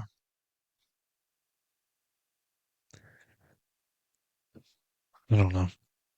I don't know how to say what I'm. I didn't warn you that question was going to come up. I didn't even know I was going to ask it, but it is something that I've wondered, about, because I would look up, when I look up things, I generally would tend to look up like those individuals within that I'm aware of, or like what did and compare. I do a lot of comparison to give me this person compared to this person on this one topic, and but never have I been like this one particular denomination or this one strand of like Pentecostalism, or so, like I don't. For me personally, that's not something I care about, but you do. Yeah. And I mean, I'm not making a judgment about it. I think it's a great thing. Like I think it's wonderful. I just was curious as to like if you had ever thought about like what is it that draws you into that, you know? So no. Yeah, there's a couple. I think there's a few different things I could say. I think one. I mean, I've already said that like I just value tradition. Um, Another thing is that I had something. I lost it because I keep coming back to this one thing Yeah. that I wasn't sure if I wanted to say or not. If I was gonna like psychoanalyze myself a little bit, I would say that I feel more comfortable saying the things I say if I know other people have said it. Makes I'm sense. not as comfortable walking out on a limb on my own. Right. You know what I mean? I that was I was thinking about that. Whereas I kind of live on a limb at Yeah, all yeah, times. right. That was something I was thinking about the other day is because, and that's telling even if you go back and you listen to our stories about like how we found our way into universalism, that was part of the story. Like yours was like, well, I noticed some scriptures and I was, and my first thing was I found out that there was church fathers that believed it. Yeah. Give you permission. Yes, I felt like there was warrant for it. There was, yeah, permission is probably right. Yeah. It's like I had permission to explore this. Yeah. And that's just part of who I am. I think at a certain level, like I think that is part of it. Like, I like to explore the history and stuff like that because I want to know what other people have said. Um, and also the other thing is like, I also feel like I've spent way too much of my life settling for easy answers. And it's like you were saying, it was because I did this too initially. Like it's way too easy to just kind of like get into your head a lot and like explain away all the Pentecostalism, Yeah. the parts of it that you don't agree with or right, yeah. or even things that like I didn't agree with, but maybe I do now, Yeah. or like because the Pentecostal tradition is not the most like rational. Right. I don't know how to put that, Trust me, I know. but like it's that form of like wildness and um a legit openness to anything happening, a legit openness to being surprised, to coming to church and not knowing what's going to happen. Like that hasn't always struck me as a beautiful part of my tradition and my family heritage that it does now. Yeah. It at one time it was like I just kind of rejected it out of hand because it was just easier for me to see it, view it as nonsense and dismiss it versus like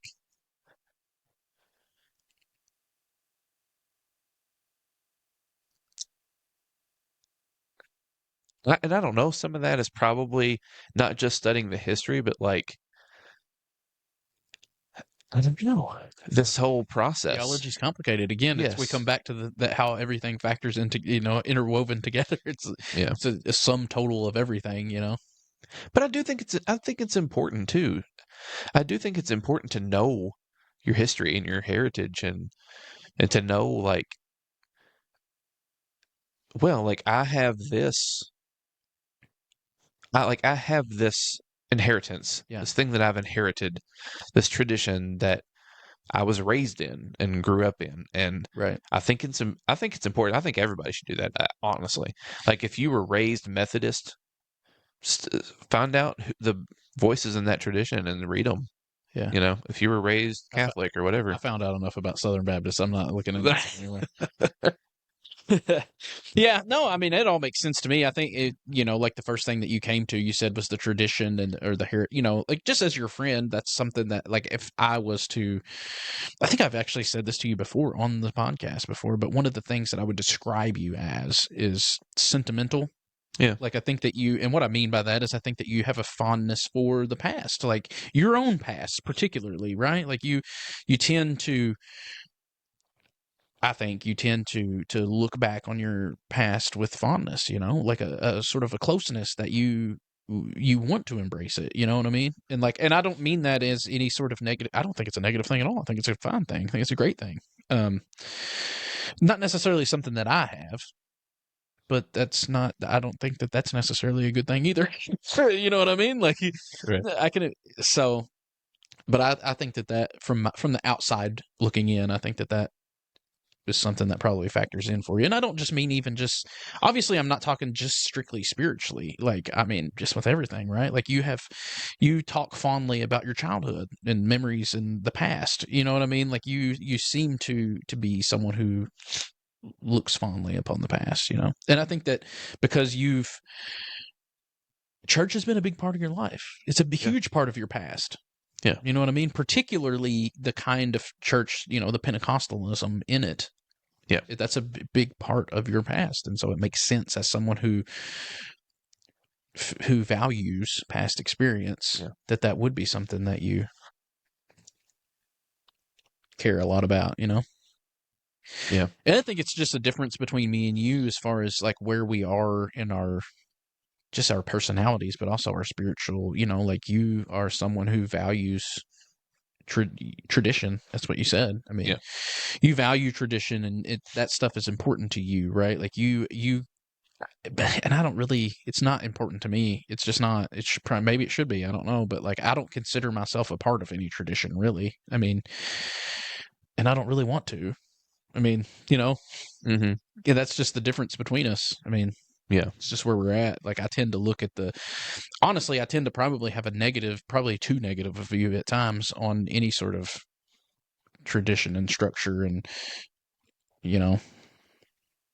that's just the way I've developed. If Robert Sapolsky's right, then I had no Had no say in it. no say in it. It's just the chemical reactions in my brain that cause that. Yeah, and I think some of it probably also is just the voices those who have helped guide us through our process. Yeah.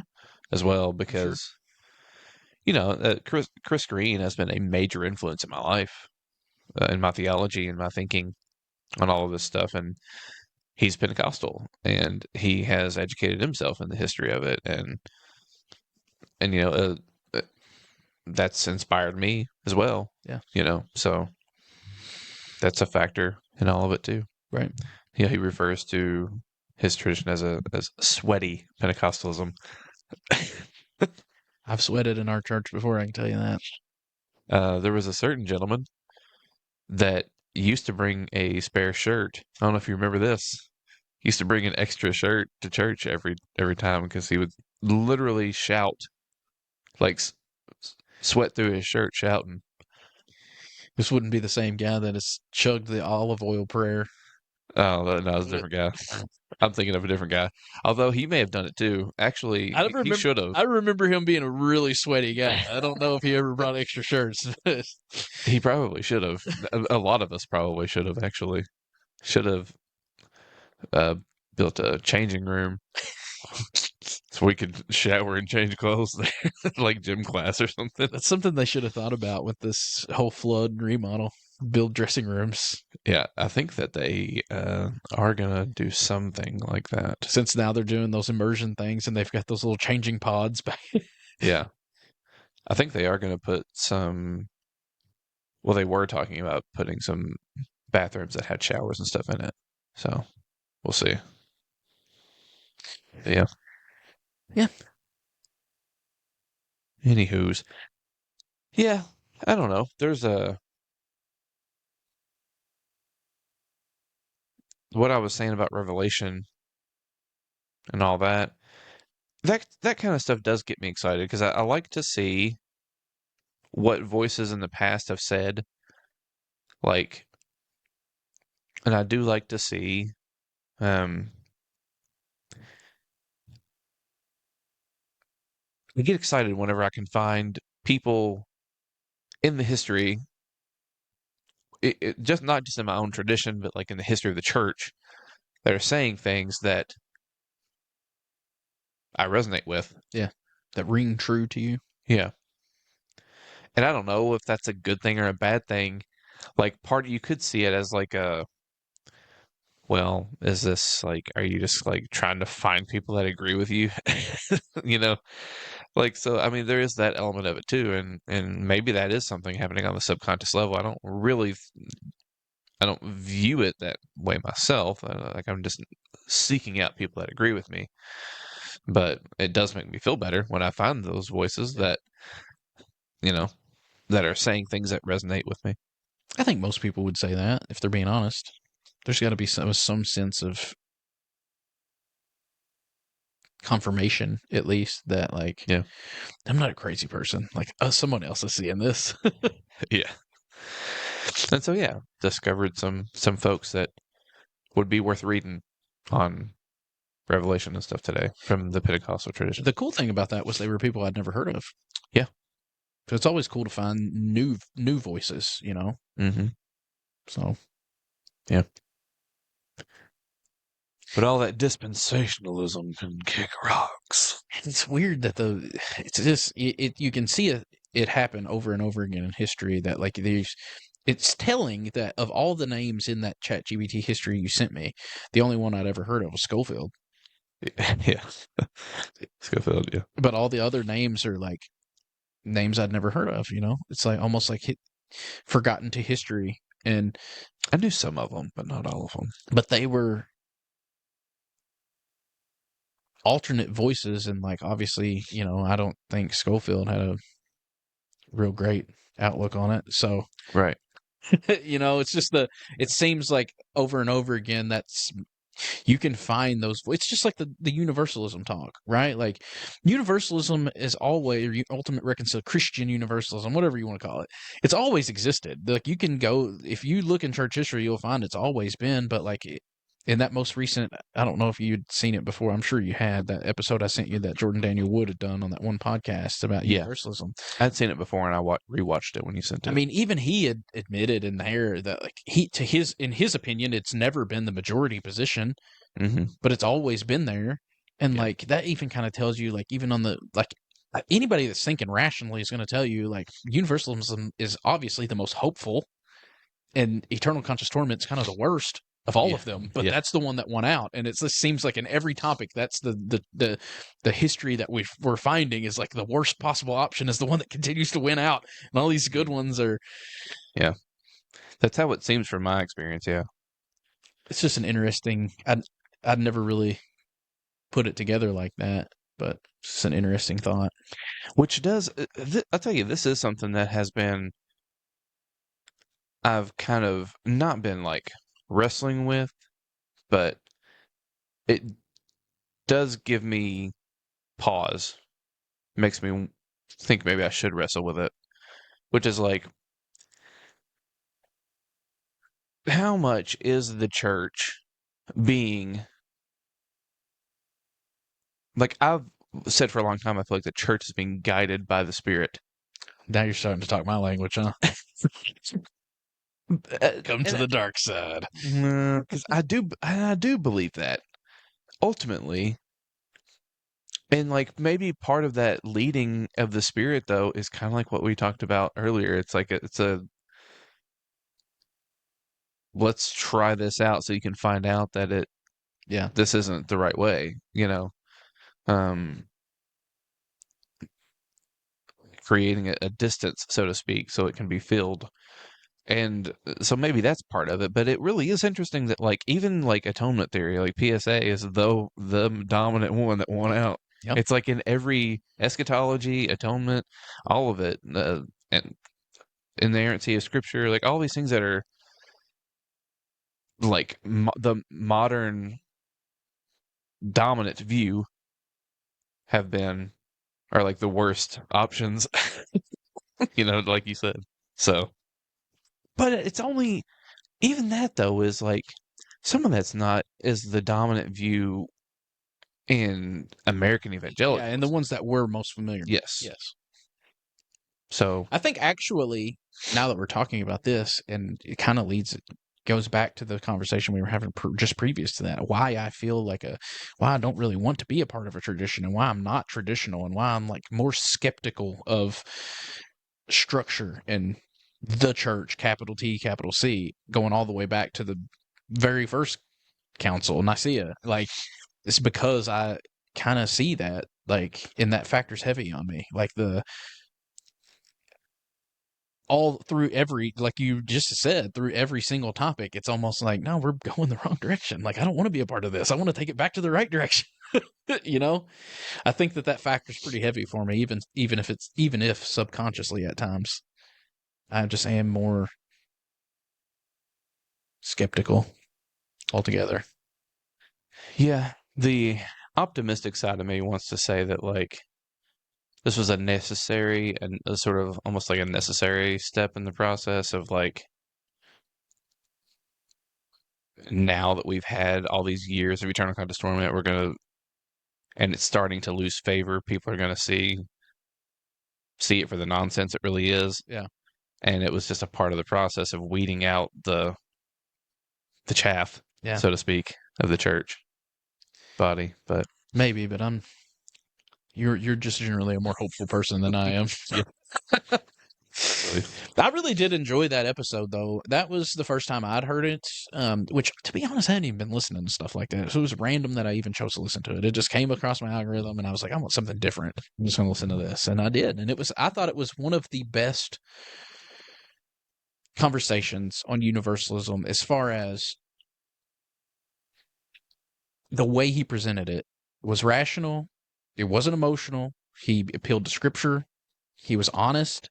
And it just felt genuine. And like it felt like the conversation that like people who aren't universalists and maybe would be, but haven't heard that much about it and just assume that Eternal Conscious Tournament is what they've always heard since they've been growing up, and they don't really, like, to me, that was the conversation that they need to listen to. Not like he wasn't abrasive. Some people can come across, abrasive in their personality, but I just felt like it was clear, concise.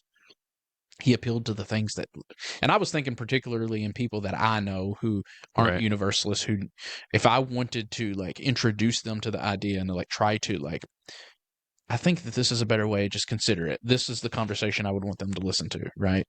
I just felt like it was really concise in that way. So yeah. I always enjoy listening to Jordan on all kinds of stuff. Yeah, I mean, I like it. I really need to read his book on Maximus. Yeah. Maximus. Well, we've been going for a little bit now. Yeah. Are you ready to wrap up? We always do that. We never have a topic. We just come in here like, I don't know what we're going to talk about. And then 3 hours later. Yeah. We didn't really. Yeah, we didn't even talk about some of the stuff I thought we would, to be honest. Yeah. Like, we just touched on universalism there at the end, but I thought we kind of would talk more about that, especially because, like, I'm always down to talk about it. We talk about it at least just generally once an episode anyway, but because we kind of talked about theodicy, and that was sort of the one thing that was on my mind this week more than others. Like, I just thought, because you even had mentioned like that your view of universalism kind of makes that easier pill to swallow. Yes. So I just thought naturally it would come up in that conversation, and it just kind of didn't, because we had so much other stuff that we were talking about that we just kind of flew over top of it. You know what I mean? But it's the spoonful of sugar. Yeah. Well, it really is. As I was thinking through the stuff, man, because I spent, like I said, I spent a lot of time this week thinking about theodicy and the problem of evil. How am I going to deal with it? And like, I don't, even with all of the different arguments and apologies that you can make for the problem of evil, if it doesn't end in some form of universalism, I don't know. I almost think it has to be. Like, it almost has to be. Yeah. I don't know. I feel very strongly. So strongly, I don't think I could see it any other way now. Yeah. This universalism is the truth from my perspective. Like, it just cannot be there is no sense in which it makes any other option make sense. Like even annihilation. And annihilationism is far cry better than eternal conscious torment. But even it, I think, fails miserably in comparison to universalism. Right. Like it checks all the boxes for me. So Yeah. I mean, I agree. Really, I do. It's just especially when you think the more time you spend thinking on the problem of evil, the more you just really get to where like these other options aren't. they make the problem feel way worse. It's just I'll not say something that. that can be swallowed. Like I don't know. Yeah. I don't know what else to do. Which I was also thinking about this, and you kind of even mentioned it. Actually, it was kind of funny when you were talking about the difference between me and you, and Mhm. like the difference in our. You even mentioned the exact topic of universalism, right? Of like, because I'm more of a lot of people want the scripture first, and that's their like we're gonna start there. And like I'm more, like I said, I'm more of a philosopher than a theologian. Like I'm more of a like let's think rationally through this and like what makes. And then it's not that I dismiss scripture or tradition or any of this other stuff, but like that's Mhm. not the first step for me. It's just not. Right. Like if you really think through it on a philosophical and logical level, it's universalism. It's the only. It's it. It's the only. It's the Yeah. only. It's either that or nothing. There's just nothing. We're all like Yeah. Well, even combining the two, like the thinking logically through what the scriptures say, I think leads you to universalism. right. Well, and that's what I mean with like I don't throw any of that stuff away. It's just Yeah. not where I start. Like Right. Because, like, I mean, essentially, if, and this is true for annihilationism or eternal conscious torment, but something I was thinking about, partly because it kind of came up in Bible study last night. It wasn't me. It wasn't my fault this time, but it came up. wasn't me because I wasn't there. But, well, I don't even know if I should say any of that. I don't know who listens and who doesn't. But basically, for me, if universalism is not true, if it's, and I mean, I keep saying universalism just because I've just stopped trying to fight the Yeah. fight of like always having to use other language that then no one really knows, but then people don't actually know what I mean by universalism either. So there's not even a good word to use. I could use the Greek apokatastasis, but like It sounds pretty sick, to be honest. maybe I'll say that from now on. But like I used to say ultimate redemption, and then I've used ultimate reconciliation, different universal salvation. I've used all those things, but I mean, it's just I don't know. I've kind of gotten back into a habit of just saying universalism. But anyway, all that said, like the other two positions, death wins, man. Well, that's what I mean when I say Plain and simple. I start with logic, and like the easiest logic answer is like if either the other two options are win, then Adam was more powerful than Jesus. Like then Yeah. Jesus didn't win. There's no. It's not even a winning record. He's not even 50%. Like Yeah. he didn't win. Yep. Period. He gave his life for nothing because it didn't win. If that, in my opinion, that's what you're saying. If it's one of those other two options, I agree 100%. Satan, sin, death have the final say. And that's not even like that's literally just on the rationale of it, just the logic. Yeah. Just the straightforwardness. Right. And if there's one thing that as Christians you have to, I think we have to agree, it's that God's the winner. Right? Surely, like if I mean, I know the whole PSA is, a lot of people view the cross from that perspective, but like Christus Victor, like Christ has defeated the powers of Satan, sin, and death, right? All Christians believe that, I think, right? I think that's generally the hope, right? Like I've always heard it my whole life from the pulpit. I've read the end of the book. I know how this thing ends. Exactly. Okay then. So how could it be?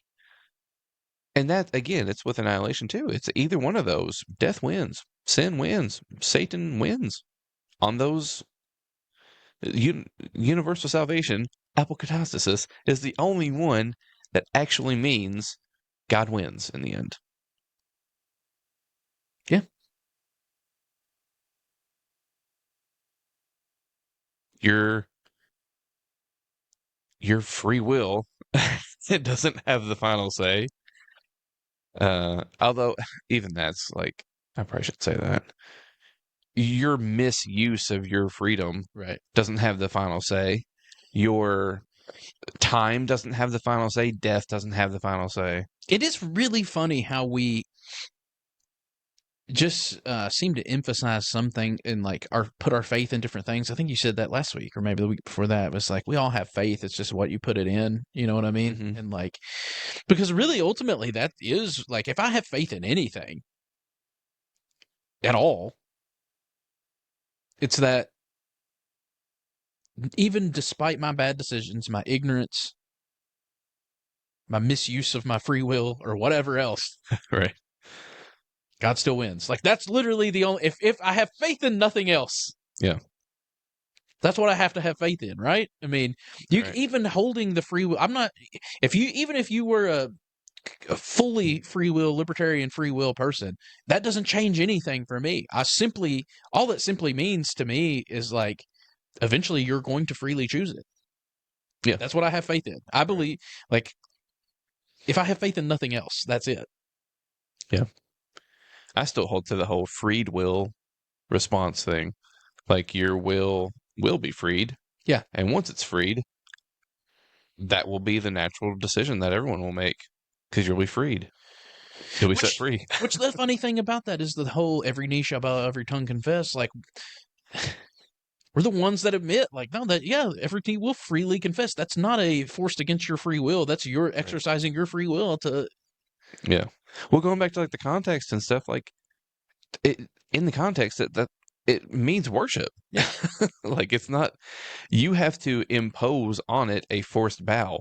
You have to go against the plain reading Yeah. of both the Isaiah passage and the Philippians passages, and you have to basically say that the Greek word that means worship doesn't mean it in this one instance, when like every other instance of it is like a joyful expression of worship.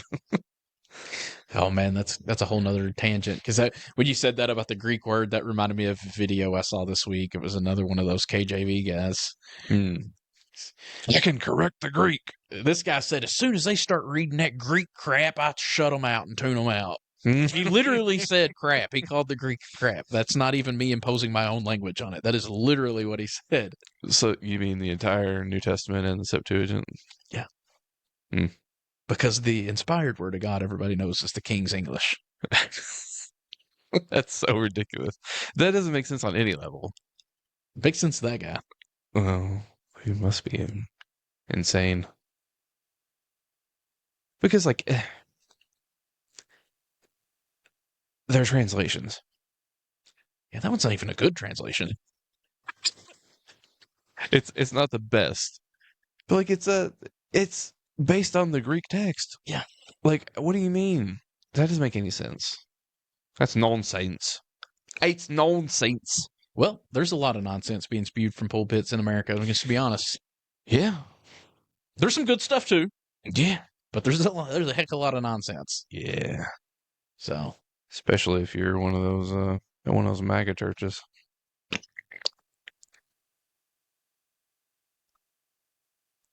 yeah, man. I got me a pumpkin spice. Pumpkin spice latte. It's pumpkin spice protein shake. Oh, nice. Yes. I had a caramel cookie protein shake. Probably didn't do enough workout to even earn a protein shake, but I kind of wanted one. It was sort of like a milkshake. Yeah. It's kind of what this is. It's pretty good. I will say that I've never like slow sipped one of these before. It's better to just chug it. Yeah. I thought it might be because it's pumpkin spice. You thought you could make it like an actual pumpkin? It's PSL? Yeah. No, man. It's protein. Yeah. Oh well. You just gotta chug. It's not bad. Just gotta slam it down. It's not bad, but it could be better. For show. I am hungry. I don't know what I'm eating, but Yeah. let's wrap this up so we can go eat. All right. Well, hasta luego. Bye.